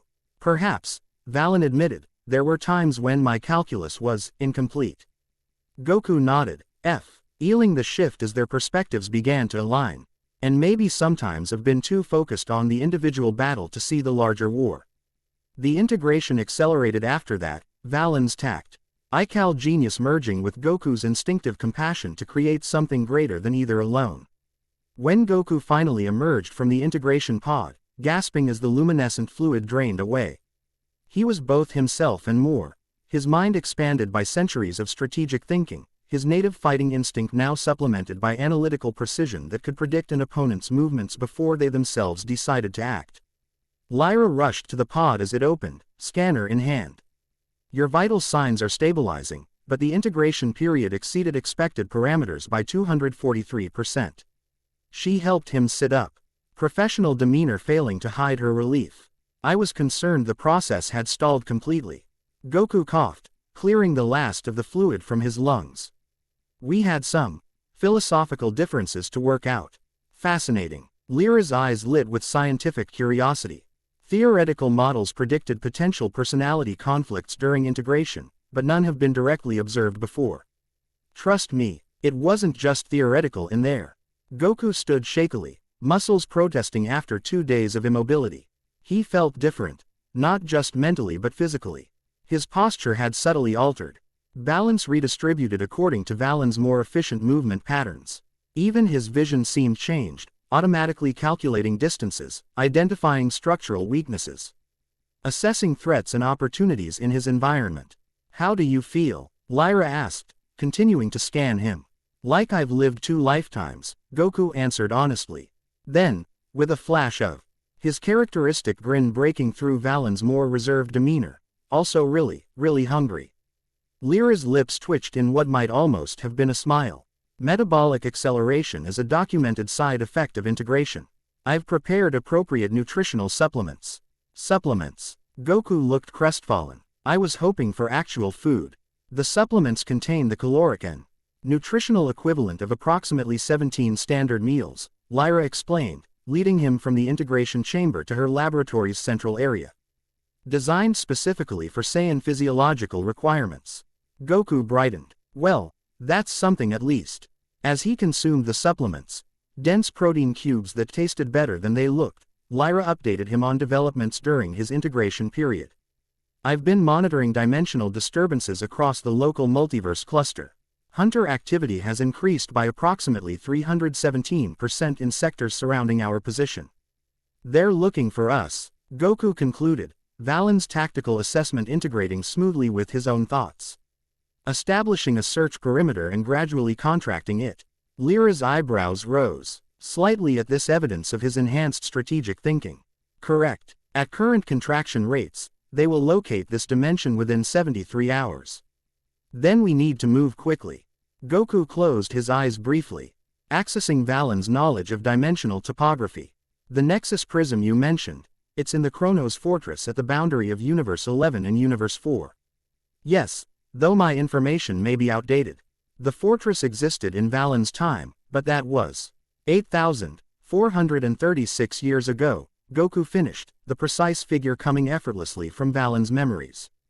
The fortress still exists. Valen designed it to withstand dimensional decay for at least 12,000 years. Lyra stared at him with undisguised fascination. The integration appears more complete than any previously documented case. You're accessing specific data points from Valen's memories with perfect recall. Goku shrugged, the gesture somehow more elegant than his usual casual movements. It's strange. I'm still me, but I can think like him when I need to. He tapped his temple. It's like having a strategic advisor in my head, except the advisor is also me. And Karos? Lyra asked, adjusting her scanner settings. Still there. Different part of my mind. Goku demonstrated by briefly shifting his posture to Karos's more aggressive stance, then back to Valen's balanced poise. I can draw on either of them. They're becoming aspects of me rather than separate personalities. Lyra made rapid notes on her datapad. This confirms the unified consciousness theory of lineage integration. Rather than competing for dominance, the past lives are forming a composite identity centered around your core personality. That's good, right? Optimal, she confirmed. Failed integrations typically result from the current incarnation being overwhelmed by past personalities.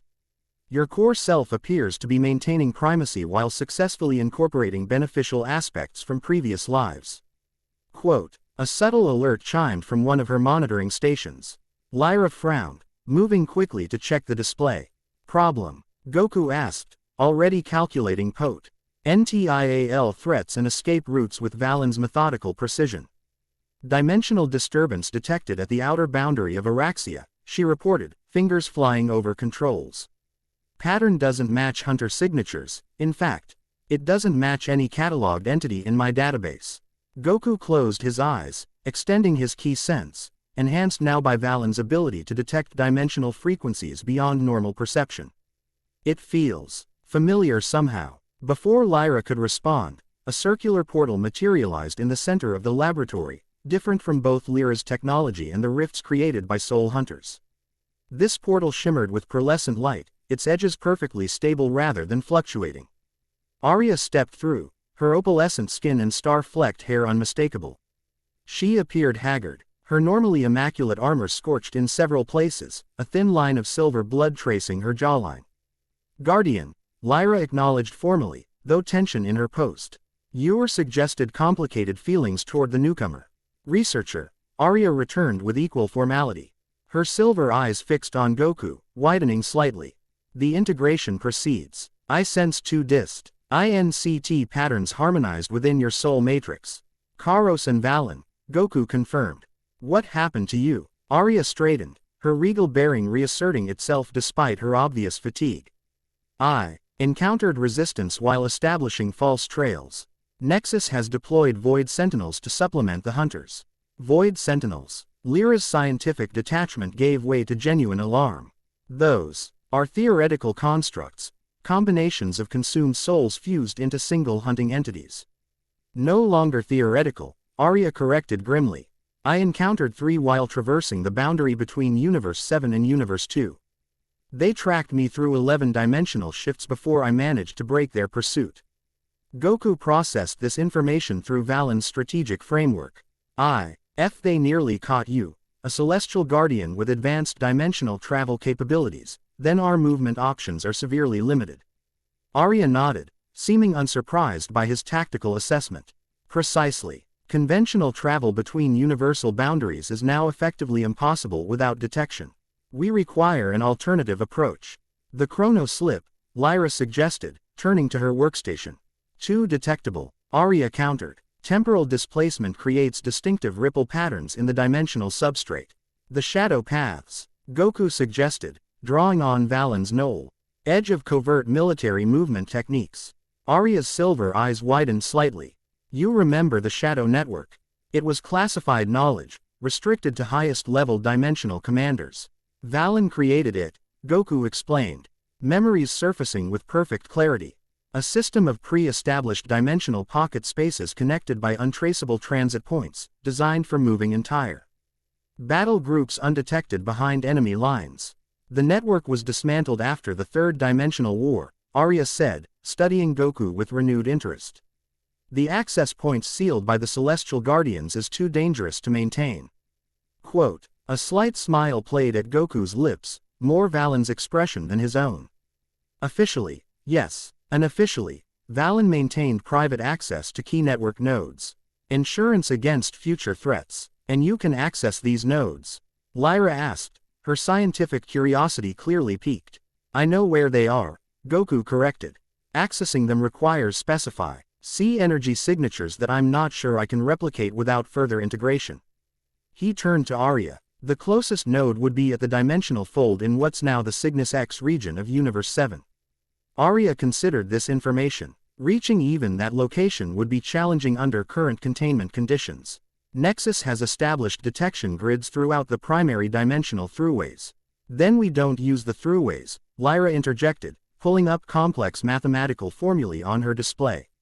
We create a localized dimension skip, not true travel but a momentary phase shift that places us outside conventional space-time just long enough to bypass the detection grids. Theoretically sound, Arya acknowledged, but the energy requirements would be substantial, Lyra finished. But with your Guardian abilities and Goku's integrated power signature, we could generate sufficient phase displacement. Goku watched this exchange with interest, noting the underlying tension between the two women. Valen's interpersonal analytical skills, honed through centuries of military politics, detected complex dynamics, professional respect overlaid with fundamental philosophical disagreements, mutual wariness, and something else, territorial concern regarding their respective roles in relation to him. Before we attempt anything, Goku interjected, I need to train. Learn how to control these new abilities consciously rather than instinctively. Both women turned to him, momentarily united in their assessment. Agreed, Arya said. Uncontrolled power fluctuations would attract immediate attention. I've prepared a training space with dimensional dampening fields, Lyra offered.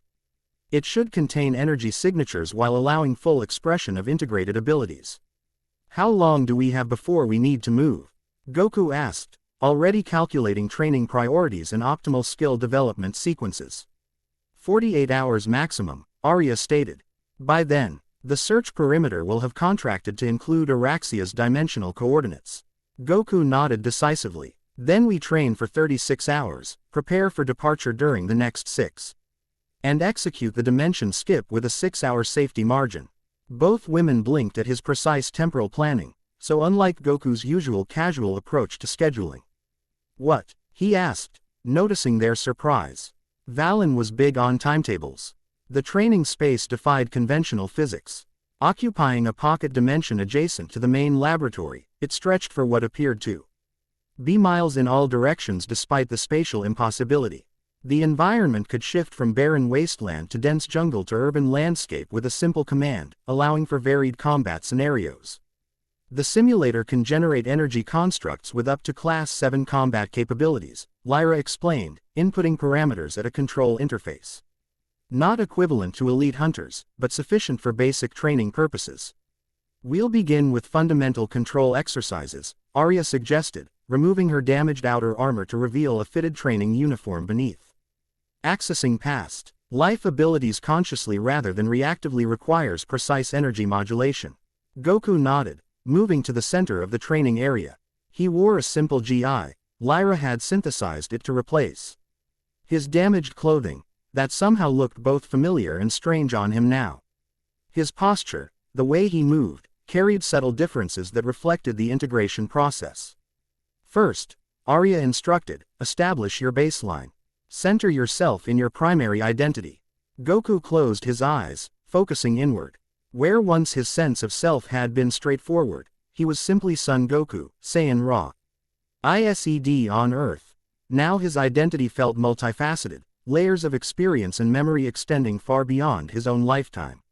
Find your core, Arya's voice guided him. The essence that remains uniquely yours despite the integration. Goku searched through the complex tapestry of his consciousness, past Valen's strategic calculations and Karos's warrior pride, seeking the center point that defined him. There, his love of fighting for its own sake, his simple joy in testing himself against worthy opponents, his boundless optimism and belief in second chances, his devotion to protecting the innocent. These fundamental aspects remained unchanged, the foundation upon which the integrated personalities built rather than replaced. Got it, he said, opening his eyes. His stance shifted subtly, earning to his characteristic relaxed readiness rather than Valen's formal posture or Karos's aggressive positioning. Good, Arya approved. Now, consciously reach for Karos while maintaining your center. Goku focused, visualizing the connection to his first past life. Rather than being overwhelmed by Karos's personality as had happened during their initial awakening, he selectively accessed specific aspects. Karos's raw battle instinct, his knowledge of ancient Saiyan combat techniques, his unshakable confidence in the face of superior numbers. Power flowed through him, his aura flickering. With crimson highlights as Karos's energy signature manifested. His muscles seemed to expand slightly, his stance widening, facial expression hardening into Karos's battle-ready intensity. Excellent control, Arya observed. Now shift to Valen without losing yourself. The transition proved more challenging. Valen's personality was inherently more controlling, his analytical mind seeking dominance by default. Goku struggled momentarily, his aura fluctuating between crimson and gold as the two influences competed. You're trying to suppress Karos completely before accessing Valen, Lyra noted from her monitoring station. According to theoretical models, Optimal integration allows simultaneous access to multiple past life aspects. Goku adjusted his approach, maintaining Karos's comb at instinct while reaching for Valen's strategic analysis. Gradually, his aura stabilized, the crimson base now threaded with gold patterns that shifted in complex geometric formations, Valen's Tactica. Algorithms manifesting as visible energy constructs. Better, Arya approved. The lineage integration should be additive, not substitutive. For the next several hours, they worked through basic control exercises, accessing specific abilities from each past life, combining them in various configurations, maintaining stability during high-energy techniques. Goku proved an exceptionally quick study, his natural adaptability enhanced by Valen's methodical learning processes and Karos's centuries of combat experience. By the 12th hour of training, Goku could transition smoothly between aspects of his past lives, manifesting specific techniques from each while maintaining his core identity. Combat simulations against increasingly powerful constructs demonstrated his rapidly expanding abilities, combining Karos's raw power with Valen's precision targeting to devastating effect. During a brief rest period, Goku sat cross-legged in the center of the training area, eyes closed as he processed the new abilities. Lyra approached, offering a nutrient supplement specifically formulated to replenish energy expended during high-intensity integration training. Your progress exceeds all theoretical models, she observed, scanning him with her ever-present diagnostic device. Most partial integrations require years to achieve the level of control you've demonstrated in hours. Goku accepted the supplement gratefully. Having good teachers helps. He nodded toward Arya, who was adjusting the training parameters at the control interface. The Guardian is certainly knowledgeable, Lyra acknowledged, a hint of something complex in her tone, though her perspective is necessarily influenced by celestial doctrine regarding lineage management. Meaning, Lyra hesitated, glancing toward Arya to ensure she remained out of earshot. Celestial Guardians traditionally view warrior lineages as resources to be monitored and directed rather than individuals with autonomy. Their protocols typically prioritize dimensional stability over lineage development. Goku considered this, Valen's political instincts detecting the subtle undercurrents in Lyra's statement. You think she has her own agenda beyond helping me? All sentient beings have agendas, Lyra replied carefully. Mine is primarily scientific advancement and the preservation of knowledge. The Guardian's likely includes maintaining established dimensional hierarchies. Neither is inherently problematic unless it conflicts with your need to complete integration successfully. Before Goku could pursue this line of thought further, Arya rejoined them. We should proceed to combat integration. Theoretical control is different from battlefield application. The next phase of training proved significantly more challenging. Arya programmed the simulator to generate multiple opponents simultaneously, requiring Goku to coordinate different past life abilities in real-time combat scenarios. Hunters typically attack in standardized formations, Arya explained as holographic opponents materialized around them. Their tactics have remained largely unchanged for millennia, relying on overwhelming force rather than strategic adaptability. Efficient rather than innovative, Goku observed with Valen's tactical assessment. Exploitable weakness. The simulated hunters attacked with surprising realism, the IR energy weapons creating genuine, if moderated, pain when they connected. Goku found himself drawing on Karos's multi-opponent combat techniques, developed during tribal wars where he had regularly faced dozens of enemies simultaneously. With each successful engagement, the simulator increased difficulty, adding environmental hazards and dimensional disruptions that complicated battlefield awareness. By the 18th hour, Goku was facing simulated elite hunters while the training room randomly shifted between gravity levels and atmospheric conditions. Your adaptation curve is remarkable, Arya noted during another brief respite. Most lineage bearers require decades to achieve such integration. I've had practice adapting to new forms and powers, Goku explained, rotating a shoulder that had taken a particularly hard hit from a simulated gravity hammer. Super Saiyan, God Ki, Ultra Instinct, they all required learning to think and fight differently. Your previous transforma, Tions may have prepared your consciousness for integration in ways we hadn't considered, Lyra theorized, reviewing his performance data. Creating neural pathways specifically adapted for incorporating new power paradigms. Speaking of other forms, Goku said, a question that had been building in his mind finally surfacing. Can I still access my transformations? Super Saiyan, Ultra Instinct. Arya and Lyra exchanged glances. A rare moment of alignment between them. Theoretically, Lyra began cautiously, your established transformations should remain accessible, though how they interact with integrated past life energies is unknown. The interaction could be unpredictable, Arya warned. Your transformations alter your base energy frequency in ways that might disrupt integration stability. Only one way to find out. Goku decided, standing and moving to an open area of the training field.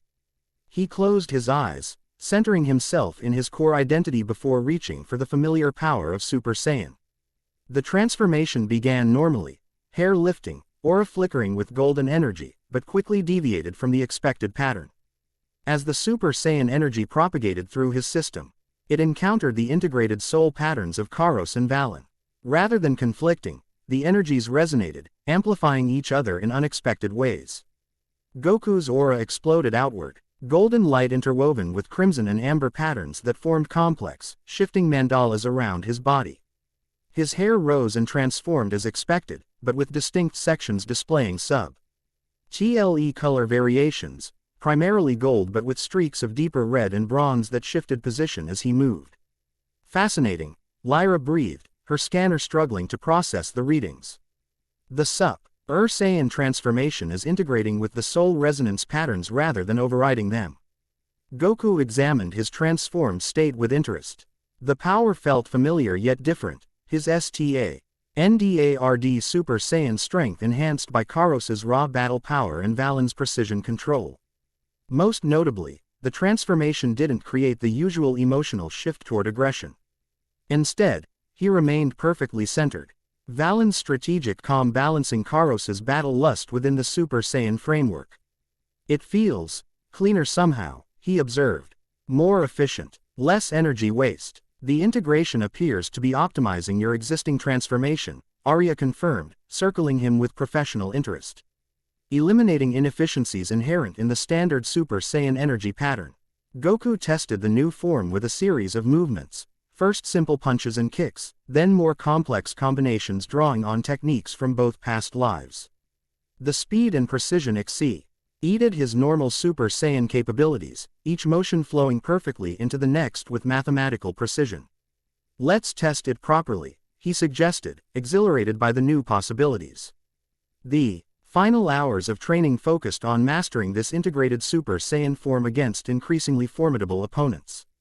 The simulator struggled to generate constructs capable of challenging him effectively, eventually requiring Arya to join the opposition, providing a more realistic combat experience. Their sparring sessions quickly became intense studies in contrasting styles. Arya fought with the perfect form of a being trained across millennia, her movements precise and efficient, her guardian abilities allowing her to manipulate dimensional energies in ways Goku had never encountered.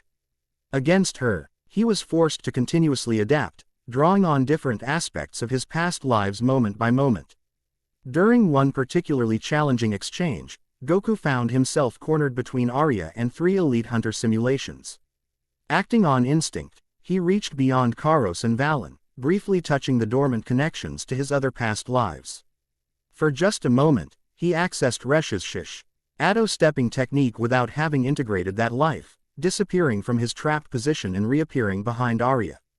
The unexpected maneuver caught her completely off guard. She turned, silver eyes wide with surprise, as Goku smoothly transitioned from Resh's stealth movement to Kairos's overwhelming assault, driving her back with a flurry of strikes she could barely counter. Enough, she called, signaling the simulator to pause the exercise. The hunter constructs froze in place, then dissolved into particles of light. That technique, how did you access it? Goku blinked, powering down from his integrated Super Saiyan form.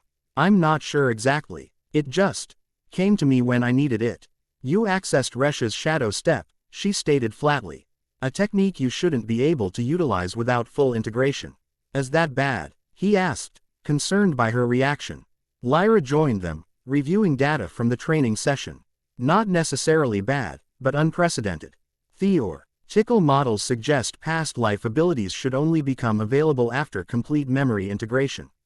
Unless, Arya studied Goku with renewed intensity. The fragmentation of the soul resonance amplifier may have created unexpected pathways between your consciousness and the dormant aspects of your lineage. The embedded fragments, Lyra realized, scanning Goku's arm where pieces of the ancient device remained incorporated into his tissue. Their functioning as conduits, allowing limited access to abilities without full integration. This changes our tactical approach, Arya decided, her tone shifting to one of urgent purpose. If you can access abilities from your unintegrated past lives, even temporarily and unpredictably, we have more options for reaching the Nexus Prism. Agreed, Goku said, Valen's strategic assessment already recalculating their mission parameters. But those abilities emerged under extreme pressure. I can't control or predict them yet. Then we need to establish reliable triggering conditions, Lyra concluded, already adjusting her equipment to record new data points. Identify what specific circumstances allow access to dormant lineage abilities. The remaining training hours focused on this new development, creating controlled pressure situations that might trigger access to abilities from Goku's unintegrated past lives. The results proved inconsistent but promising. Under certain conditions, particularly when facing multiple opponents using soul-affecting techniques, Goku could briefly access Resh's stealth abilities, Nion's spiritual defenses, or even glimpses of Sorn's guardian techniques. By the 36th hour, exhaustion had set in despite supplements and brief rest periods. Goku's control was beginning to slip, energy fluctuations becoming more pronounced as fatigue affected his concentration. We should conclude training, Arya announced, deactivating the simulator. Continued exertion risks energy signature SPICs that could be detected despite the dampening field. Goku nodded, too tired to argue.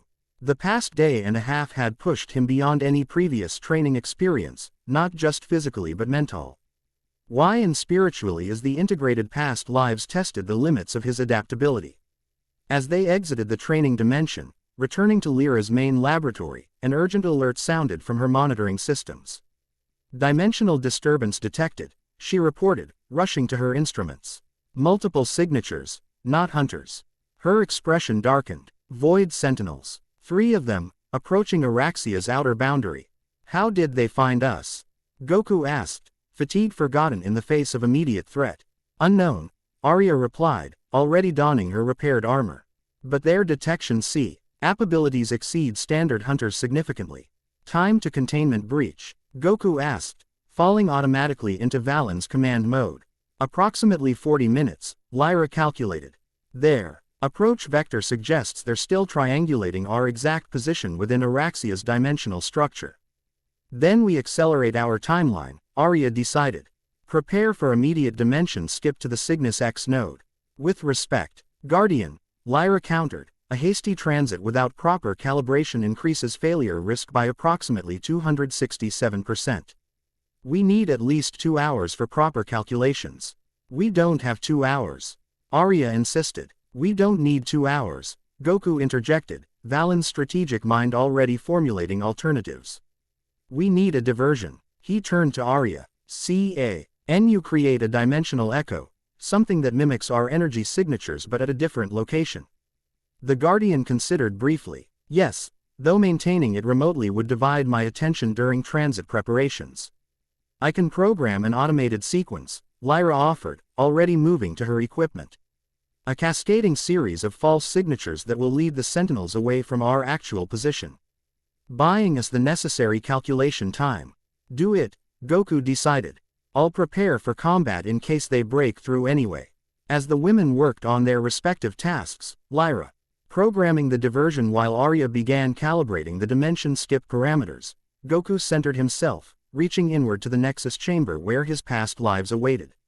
The 5 warrior aspects gathered around the central pedestal, their forms now clearer for Karos and Valen but still hazy for the 3 unintegrated lives. The integration proceeds well, Descendant, Karos acknowledged, his perpetual battle readiness somewhat tempered by approval. You learn quickly. His adaptation metrics exceed predicted parameters, Valen agreed, analytical even in praise. Strategic assimilation is nearly complete. Yet the real challenges lie ahead, Nion cautioned, his serene countenance troubled. Universe 11 harbors dangers beyond the Hunters and Sentinels. The Shadow Network access point at Cygnus X is compromised, Resh warned. His cunning eyes narrowed. Nexus has agents embedded throughout the old system. We must proceed nonetheless, Sorn stated, ever the resolute guardian. The prism is essential for completing integration before Nexus brings his full power to bear. I can't fully access your abilities yet, Goku told the unintegrated three. Just fragments, glimpses when I'm under pressure. The armband fragments create imperfect bridges, Nyan explained. Temporary pathways that open when your need aligns with our specific strengths. Learn to recognize those moments of alignment, Resh advised.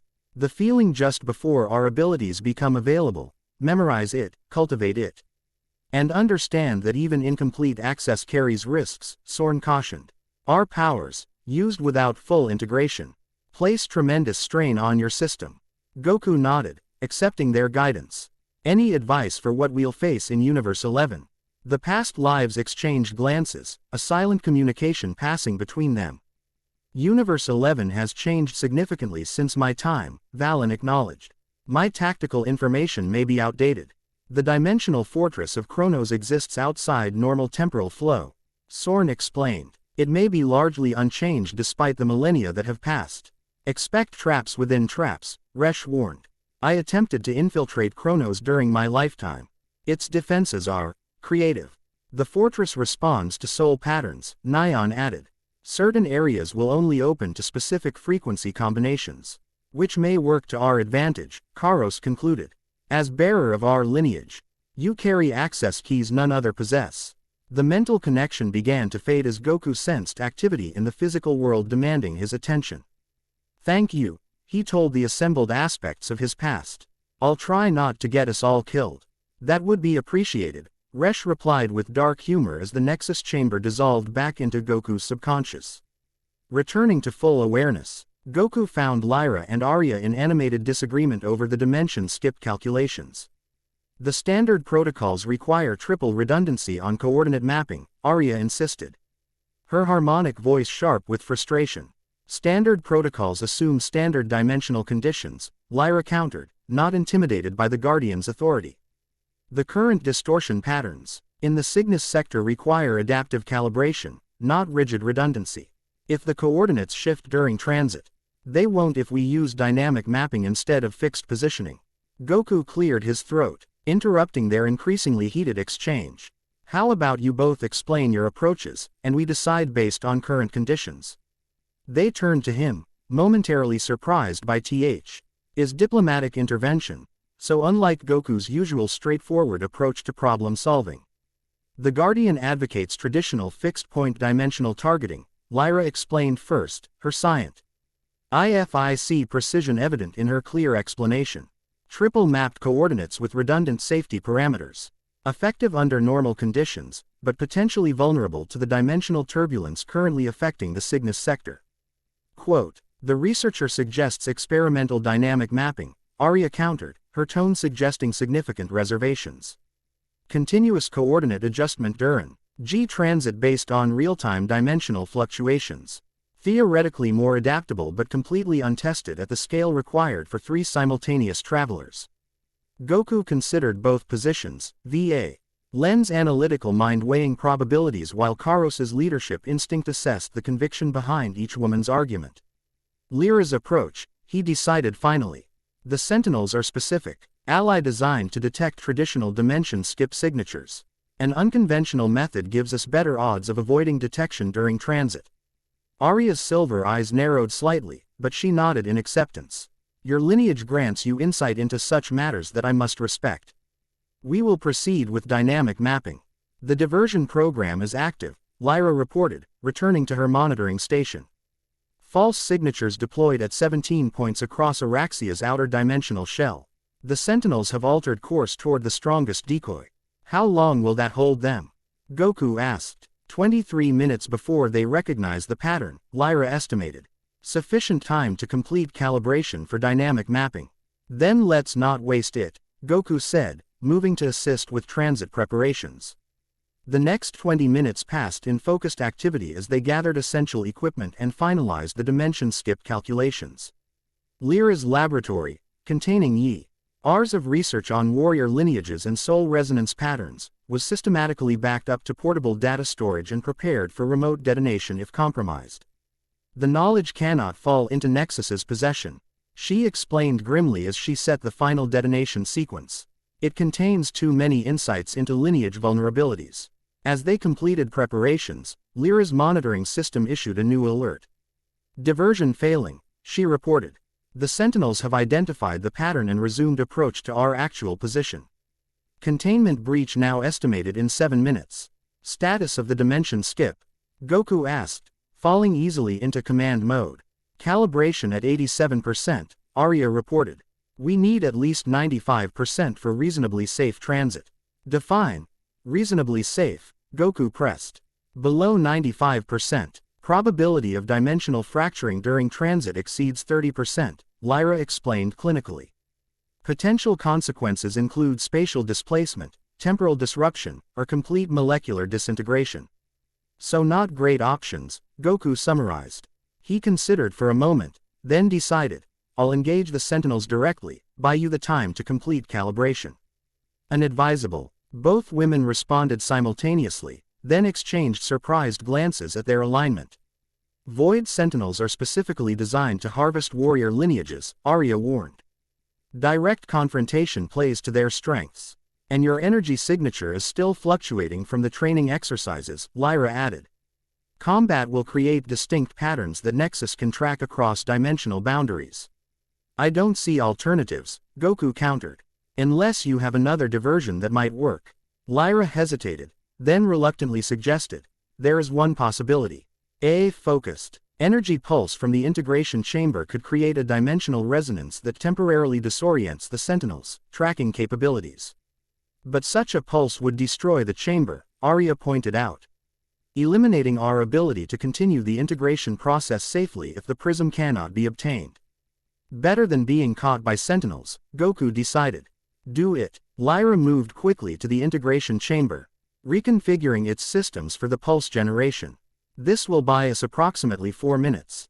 The chamber will gradually overload, then release a concentrated burst of dimensional energy. Will 4 minutes be enough? Goku asked Arya. It will have to be, she replied, making final adjustments to the dimension skip parameters. We'll execute transit at 92% calibration, still dangerous, but within acceptable risk parameters. The laboratory trembled as the first Sentinel reached Araxia's outer dimensional boundary, its massive presence distorting space-time around the pocket dimension. Unlike the humanoid hunters, Sentinels existed as amorphous concentrations of consumed soul energy, their forms constantly shifting between the thousands of warriors they had absorbed. 1 minute to dimensional breach, Lyra announced, finishing the integration chamber modifications. Pulse sequence initiated. The crystalline pod began to glow, luminescent fluid bub. Ling as energy built toward critical levels. Arya completed the transit calculations, generating a dimensional aperture at the center of the laboratory, different from conventional portals, appearing or is a localized distortion in reality than an actual opening. Transit field stabilizing, she reported. Current calibration at 89% and rising. Goku moved to the dimensional aperture, studying its fluctuating patterns with Valen's analytical precision. The field is destabilizing on the eastern vector. The Sentinels' approach is creating interference. Arya adjusted the field parameters, compensating for the distortion. 90% calibration. We need 2 more minutes. Sentinel breach imminent, Lyra warned, joining them at the transit point with her essential equipment. Integration chamber reaching critical overload. Pulse in 40 seconds. The entire laboratory shuddered violently as the first Sentinel penetrated Araxia's dimensional boundary. Reality itself seemed to scream in protest. The fabric of the pocket dimension straining against the intrusion of such a powerful entity. Through the laboratory walls, now become partially transparent due to dimensional stress, Goku caught his first glimpse of a Void Sentinel. Unlike the relatively straightforward appearance of Soul Hunters, the Sentinel defied coherent visual processing. Its form constantly shifted between thousands of different warriors, some humanoid, others utterly alien, each momentarily visible before being subsumed back into the chaotic whole. The overall effect was of a living maelstrom of souls, bound toge. thereby pulsating strands of anti-light that formed a rough spherical shape the size of a small building.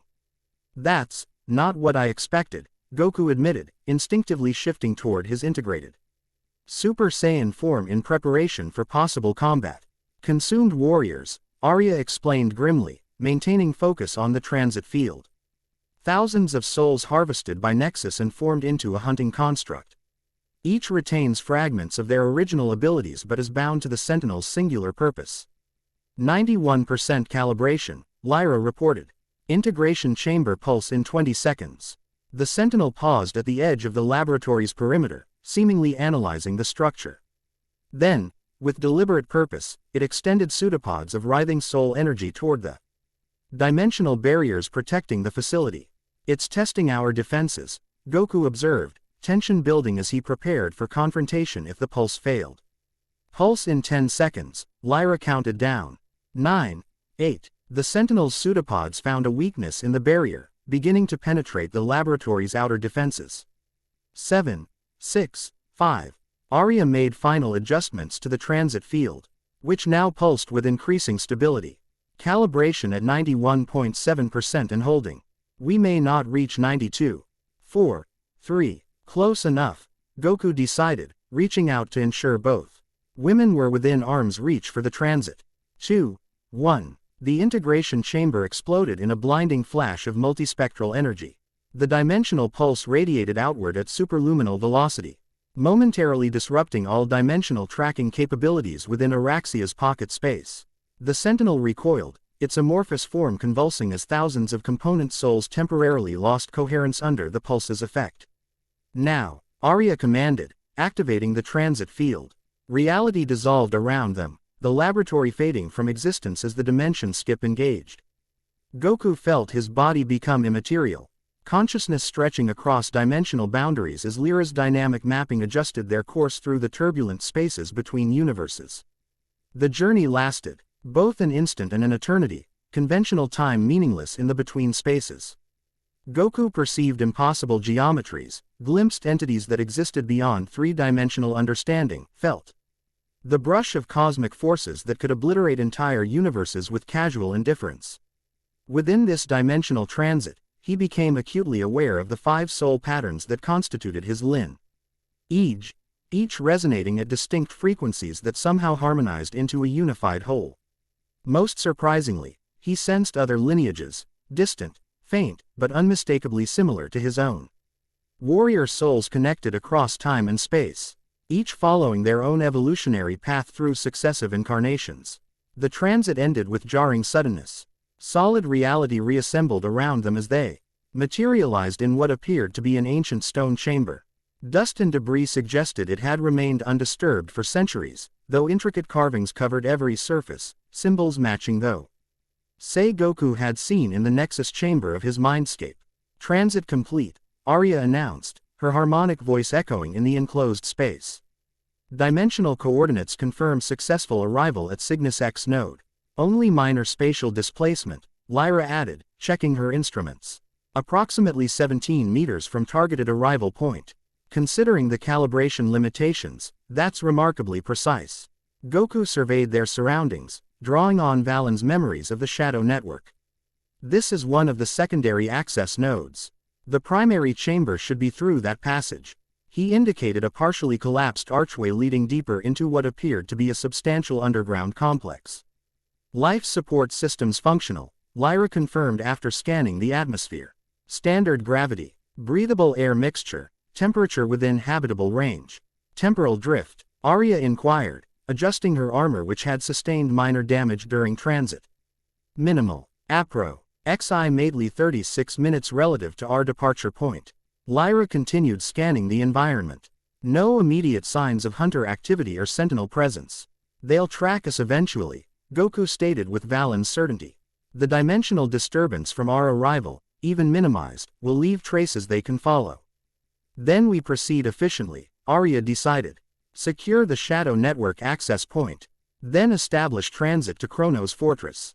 Goku approached the carved wall nearest to him, studying the symbols with newfound understanding. These are navigation markers, access protocols for different network destinations. He traced a specific pattern with his finger. This one leads to the Chronos approach vector. Your integration with Valen appears complete, Arya observed with approval. His knowledge comes to you without conscious effort. Not just his knowledge, Goku corrected, continuing to examine the chamber. His instincts, his way of processing information.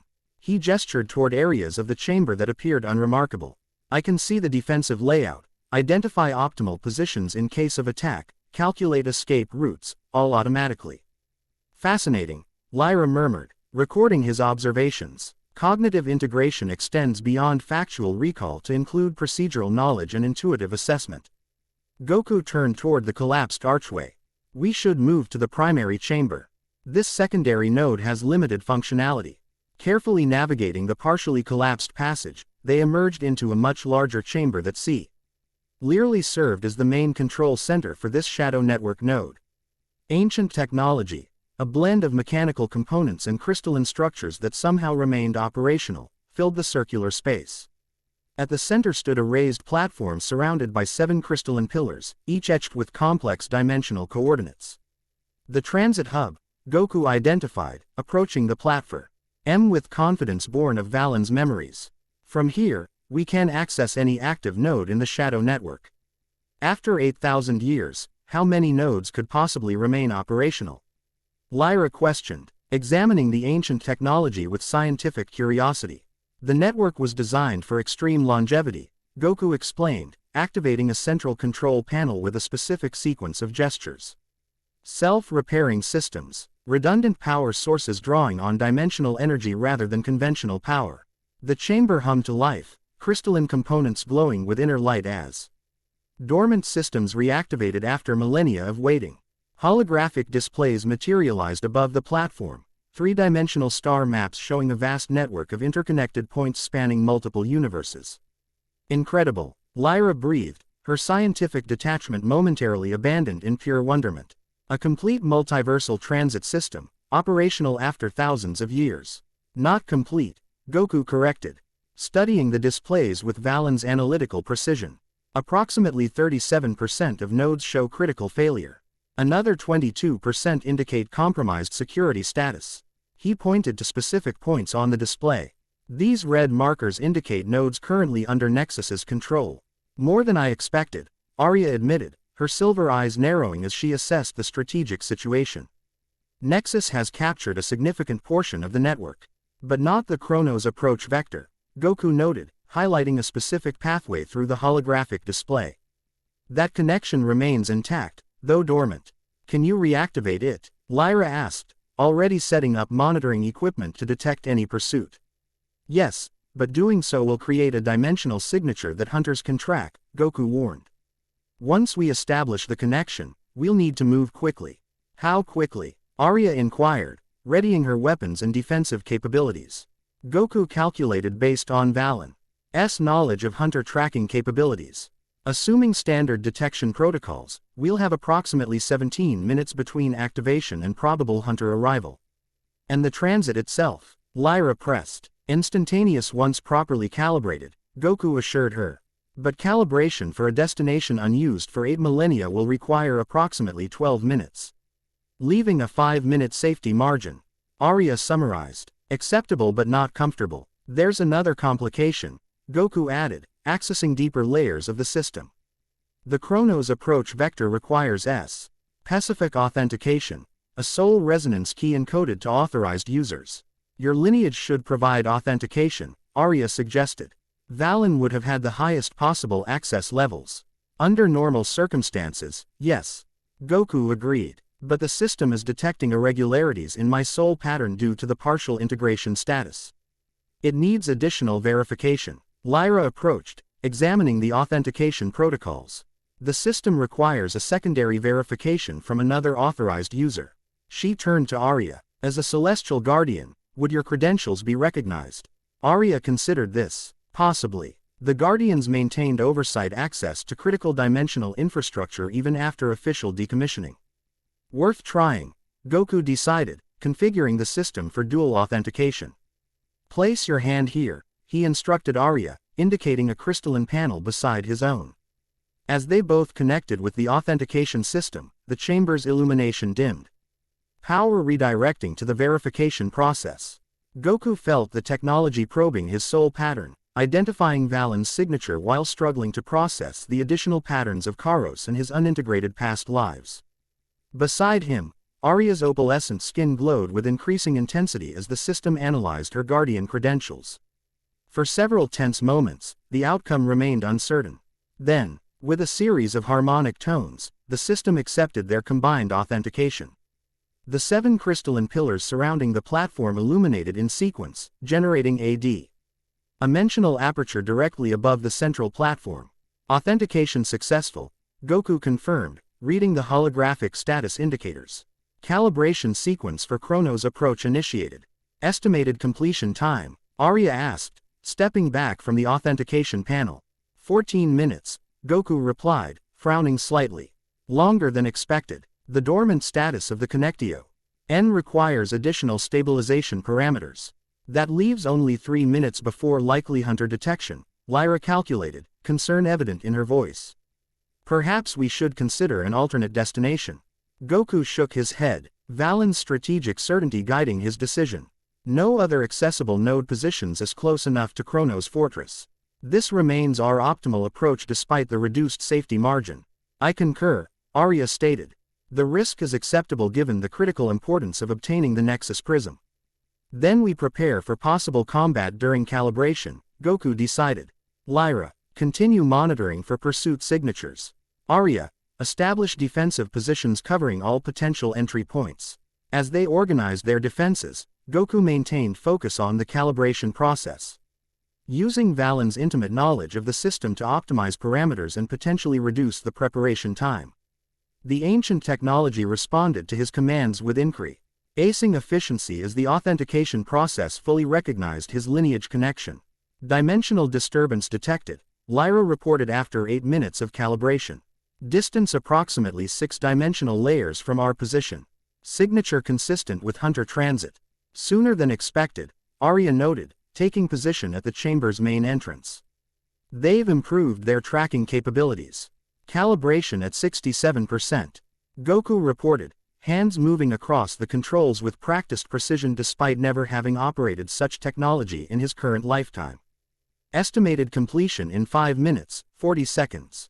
The hunters will breach our position in approximately 4 minutes, Lyra calculated grimly. We'll need to defend the platform during final calibration. Goku nodded, continuing the calibration while reaching for his integrated Super Saiyan form. Golden energy with crimson and amber highlights flowed around him as he worked, his divided attention, a skill honed through Valen's centuries of battlefield command, allowing him to both operate the complex technology and prepare for combat simultaneously. Multiple signatures approaching, Lyra updated. At least 7 distinct hunter energy patterns plus something else. Her expression darkened, something much larger, moving behind them. Another sentinel, Arya confirmed, her silver eyes unfocused. As she extended her guardian senses beyond conventional space. More powerful than the one at Araxia. A command sentinel. Difference? Goku asked, hands still flying across the calibration controls. Standard sentinels are hunting constructs, Arya explained, readying her weapons. Command sentinels are direct extensions of Nexus himself, capable of independent strategic thought and dimensional manipulation. Calibration at 79%. Goku reported. 4 minutes to completion. The ancient chamber shuddered as the first dimensional breach occurred, not at any of the entrances but through the very fabric of reality itself. Space fractured approximately 20 meters from their position, a jagged tear opening to reveal swirling darkness beyond. They're bypassing standard access points, Arya warned. Redirecting her defensive position. Prepare for multi-vector assault. 3 elite hunters emerged from the dimensional tear, their void armor more substantial than any Goku had previously encountered. They moved with perfect coordination, immediately assessing the chamber and identifying the transit platform as their primary target. Protect the calibration sequence, Goku instructed. Unable to abandon the controls during this critical phase. I need 3 more minutes. Arya engaged the hunters directly, her guardian abilities manifesting as geometric patterns of light. She disrupted the hunters' dimensional phasing capabilities. Her combat style, refined across thousands of years of service, displayed both breathtaking precision and devastating power. Where her light constructs connected with the hunter's void armor, the obsidian scales cracked and flaked away, revealing the writhing darkness beneath. Lyra contributed from a defensive position, deploying automated countermeasures from her research equipment. Small drones circled the platform, generating localized dimensional stability fields that prevented additional breaches in their immediate vicinity. The elite hunters, finding direct approach blocked, shifted to ranged attacks. Void energy projectiles erupted from their weapons, each shot carefully aimed to disrupt the calibration process rather than target the defenders directly. Goku maintained his focus on the controls, using Valen's multitasking capabilities to simultaneously continue calibration while generating energy barriers against incoming attacks. Calibration at 87%. 2 minutes remaining. A second dimensional tear opened on the opposite side of the chamber. 4 more hunters emerged, these wielding different weapons, crystalline devices that pulsed with soul-disrupting energy specifically designed to target warrior lineages. Soul fragmenters, Arya identified grimly, unable to engage this new threat while still containing the first 3 hunters. Designed to destabilize integrated soul patterns. Lyra redirected her drones to intercept, but the specialized weapons easily overwhelmed the defensive countermeasures. The 4 new hunters advanced methodically toward the platform, their weapons charged and ready. Goku felt Karos's battle instincts surge within him, demanding immediate engagement despite the critical calibration process. Valen's strategic mind countered with cold calculation. Abandoning calibration now would waste their entire effort, yet continuing left them vulnerable to the approaching threat. In this moment of internal conflict, Goku felt something new stir within his consciousness, access to one of his unintegrated past lives opening under pressure. Resha's cunning assessment flowed through his mind, offering a third option beyond the binary choices presented by Karos and Valen. Let them think they've won until the moment they lose, Resha's voice whispered in his mind. Acting on this insight, Goku appeared to abandon the calibration controls, stepping away from the console as though preparing to defend directly. The hunters immediately focused their soul fragmenters on him, sensing an opportunity to destabilize the lineage bearer. Goku, Lyra called in alarm, seeing him apparently abandon their escape route. But what the hunters failed to recognize, what even Lyra and Arya didn't see, was that Goku had established a shadow connection to the calibration system. Using Resha's deception techniques combined with Valen's technological expertise, he maintained the calibration sequence through subtle energy manipulations invisible to conventional observation. As the hunters fired their soul fragmenters, Goku dodged with extraordinary precision, each movement calculated to appear desperate while actually following an optimal path that kept the calibration energy flowing through his connection to the system. Calibration at 94%, he announced, surprising both allies and enemies. 50 seconds remaining. The hunters hesitated momentarily, confused by the continuing calibration despite Goku's apparent disengagement from the controls. That moment of uncertainty was Arya needed to strike decisively against the first group, her light constructs piercing the void armor of one hunter completely, causing it to collapse into dissipating shadow.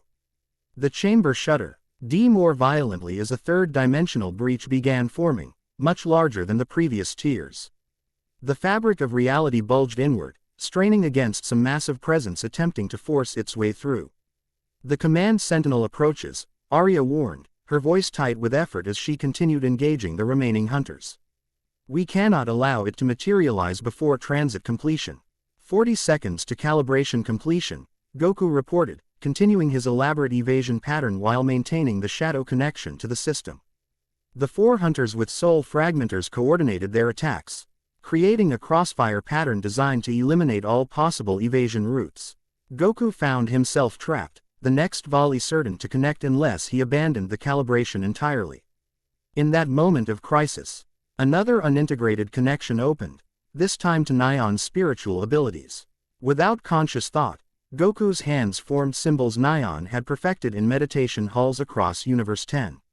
Soul Mirror Reflection, he intoned, the technique name emerging from memories not yet fully his own.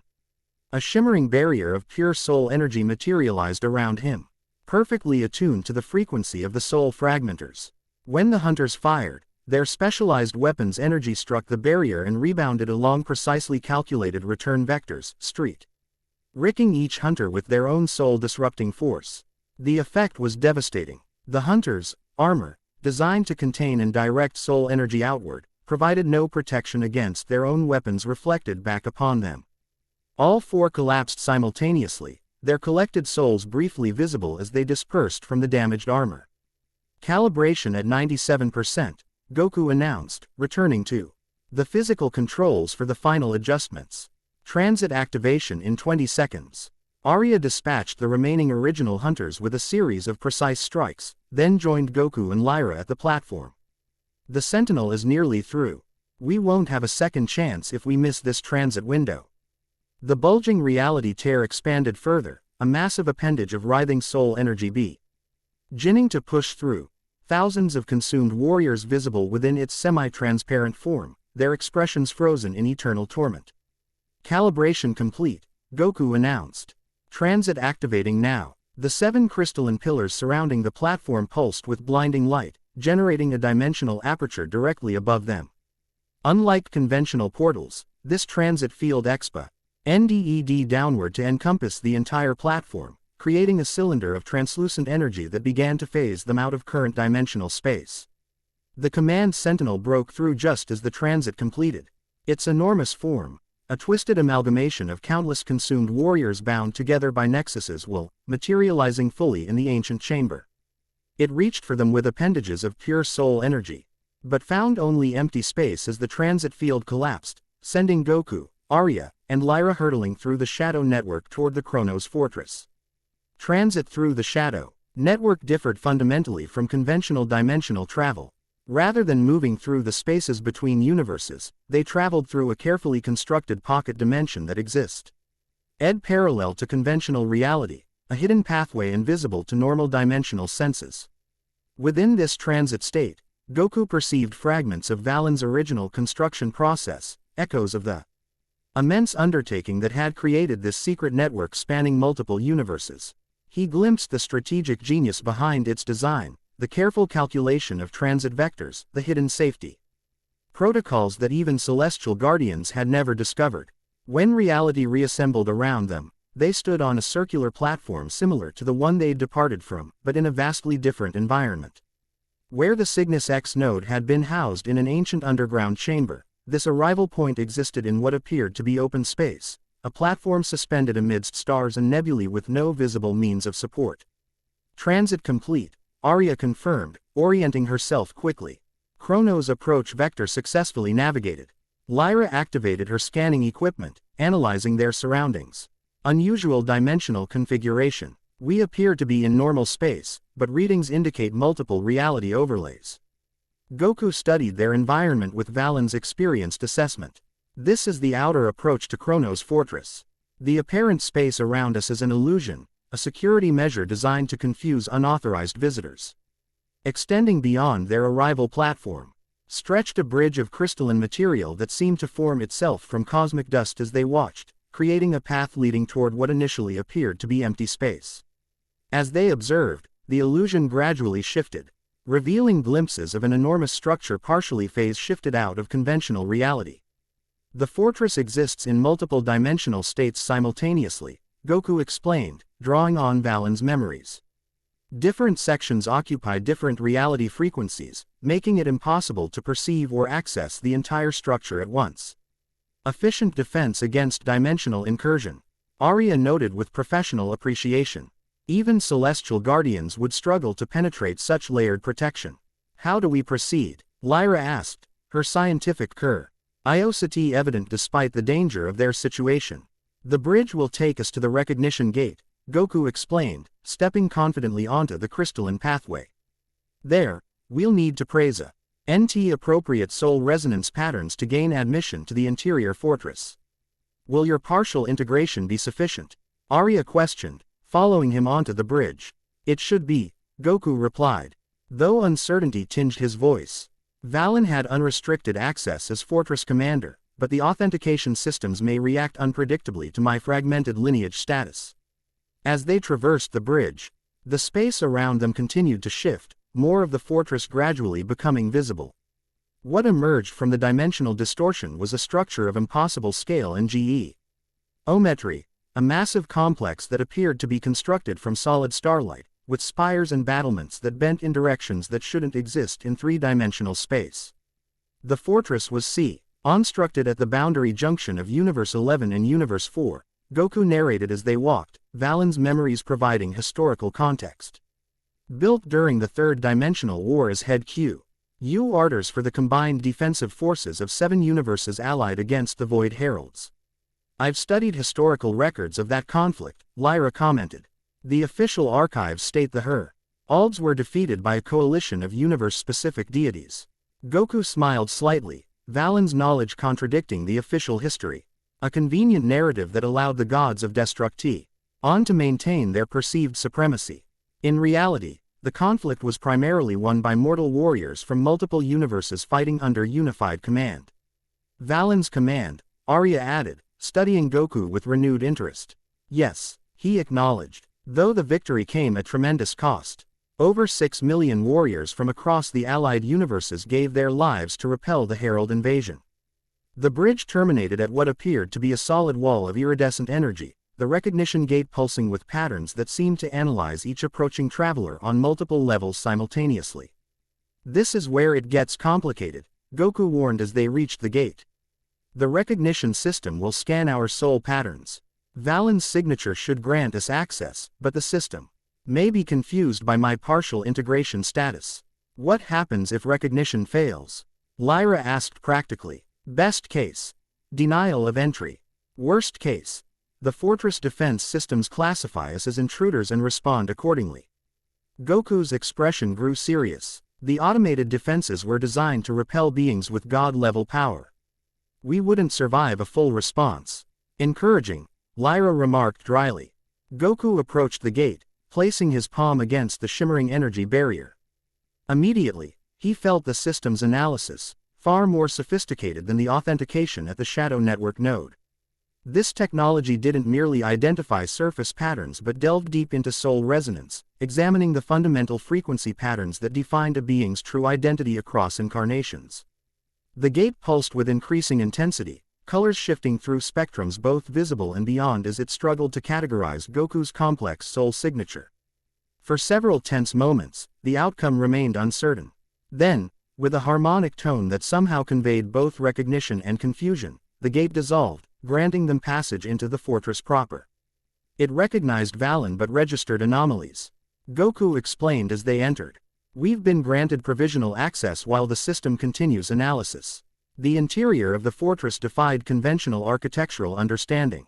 Corridors shifted and realigned as they walked, rooms appearing and disappearing based on some logic beyond normal spatial relationships. Gravity fluctuated subtly, sometimes allowing them to walk up walls or across ceilings without disorientation. The fortress responds to the needs and authorization level of those within it, Goku explained as the structure reconfigured around them. It's creating a direct path to the central repository based on my access priority. Fascinating adaptive architecture, Lyra observed, scanning the shifting environment. The dimension manipulation capabilities required for such reconfiguration exceed any known modern technology. The fortress was built during the height of the universal confluence, Arya noted. When knowledge was shared freely between civilizations before the gods enforced separation. Before they feared what mortals might accomplish together, Goku added, Valen's perspective coloring his words. The way stabilized into a wide corridor leading to massive doors crafted from what appeared to be solid light given form. Intricate patterns covered their surface, constellations representing all 12 universes interlinked in a grand design. The repository entrance, Goku identified, approaching the doors with appropriate reverence. Beyond this point lies the collected knowledge and artifacts of 7 universes. Preserved through dimensional stasis, including the Nexus Prism, Lyra confirmed. If it still exists, yes. It would be stored in the Lineage Vault, specifically protected against soul-affecting energies. As they reached the doors, a new presence made itself known, a humming energy that coalesced into a translucent figure hovering before the entrance. Neither fully material nor completely energy. The Guardian construct studied them with faceted eyes that shifted through complex geometric patterns. Fortress Custodian, Goku greeted formally, recognizing the entity from Valen's memories. I request access to the lineage vault under Commander authorization. The Custodian's form pulsed, its voice manifesting not as sound but as concepts forming directly in their minds.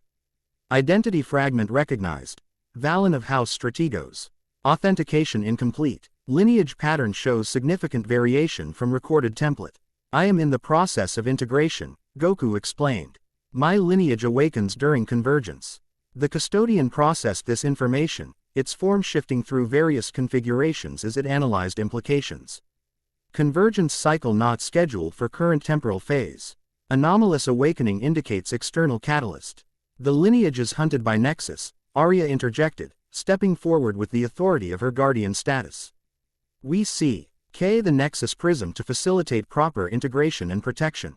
At the mention of Nexus, the Custodian's energy pattern destabilized momentarily before reconsolidating with heightened intensity. Threat entity designation, Nexus.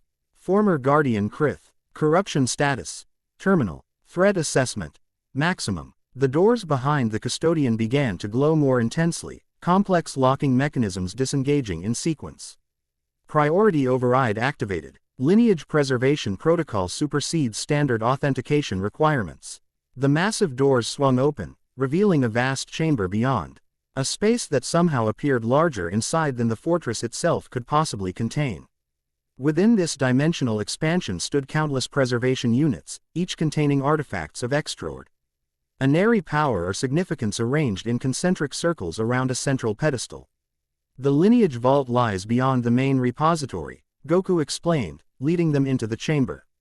Through the astral archives and past the weapon sanctum. As they traversed the repository, passing artifacts that could reshape reality itself, Goku felt the three unintegrated past lives stirring more actively within his consciousness. Here, surrounded by items from their respective eras, the connections strengthened temporarily. The prism was my creation, Nion's serene voice echoed in Goku's mind. Design, ed to harmonize discordant soul frequencies during critical transition phases. I stole the primary component from the God of Destruction's personal vault, Resh added with characteristic smugness. He never even realized it was missing. And I enhanced its capabilities during the final Herald War, Sorn concluded. Adding protections against soul harvesting technologies developed by our enemies. The IR combined knowledge guided Goku through the labyrinthine repository toward a sealed doorway at the far end, a portal composed of energy that shimmered with protective enchantments and technological safeguards beyond conventional understanding. The lineage vault, Goku announced as they reached the doorway. Specifically designed to house artifacts that affect soul resonance patterns. Unlike the main repository doors, this entrance required direct lineage authentication. Goku placed his palm against the energy field, allowing the security systems to analyze his soul pattern in excruciating detail. For a moment, nothing happened. Then, with a sound like distant chimes, the energy portal reconfigured itself, creating an opening just large enough for them to pass through single file. Provisional access granted, Goku explained. The system recognizes enough of my lineage pattern to permit entry but maintains heightened monitoring due to integration anomalies. The lineage vault contrasted sharply with the grand scale of the main repository. Where the primary chamber displayed thousands of artifacts in ostentatious splendor, this smaller space contained only a few dozen items. Each housed in specialized containment fields tailored to their unique properties. The end. Remember to subscribe and like this video. See you in the next video.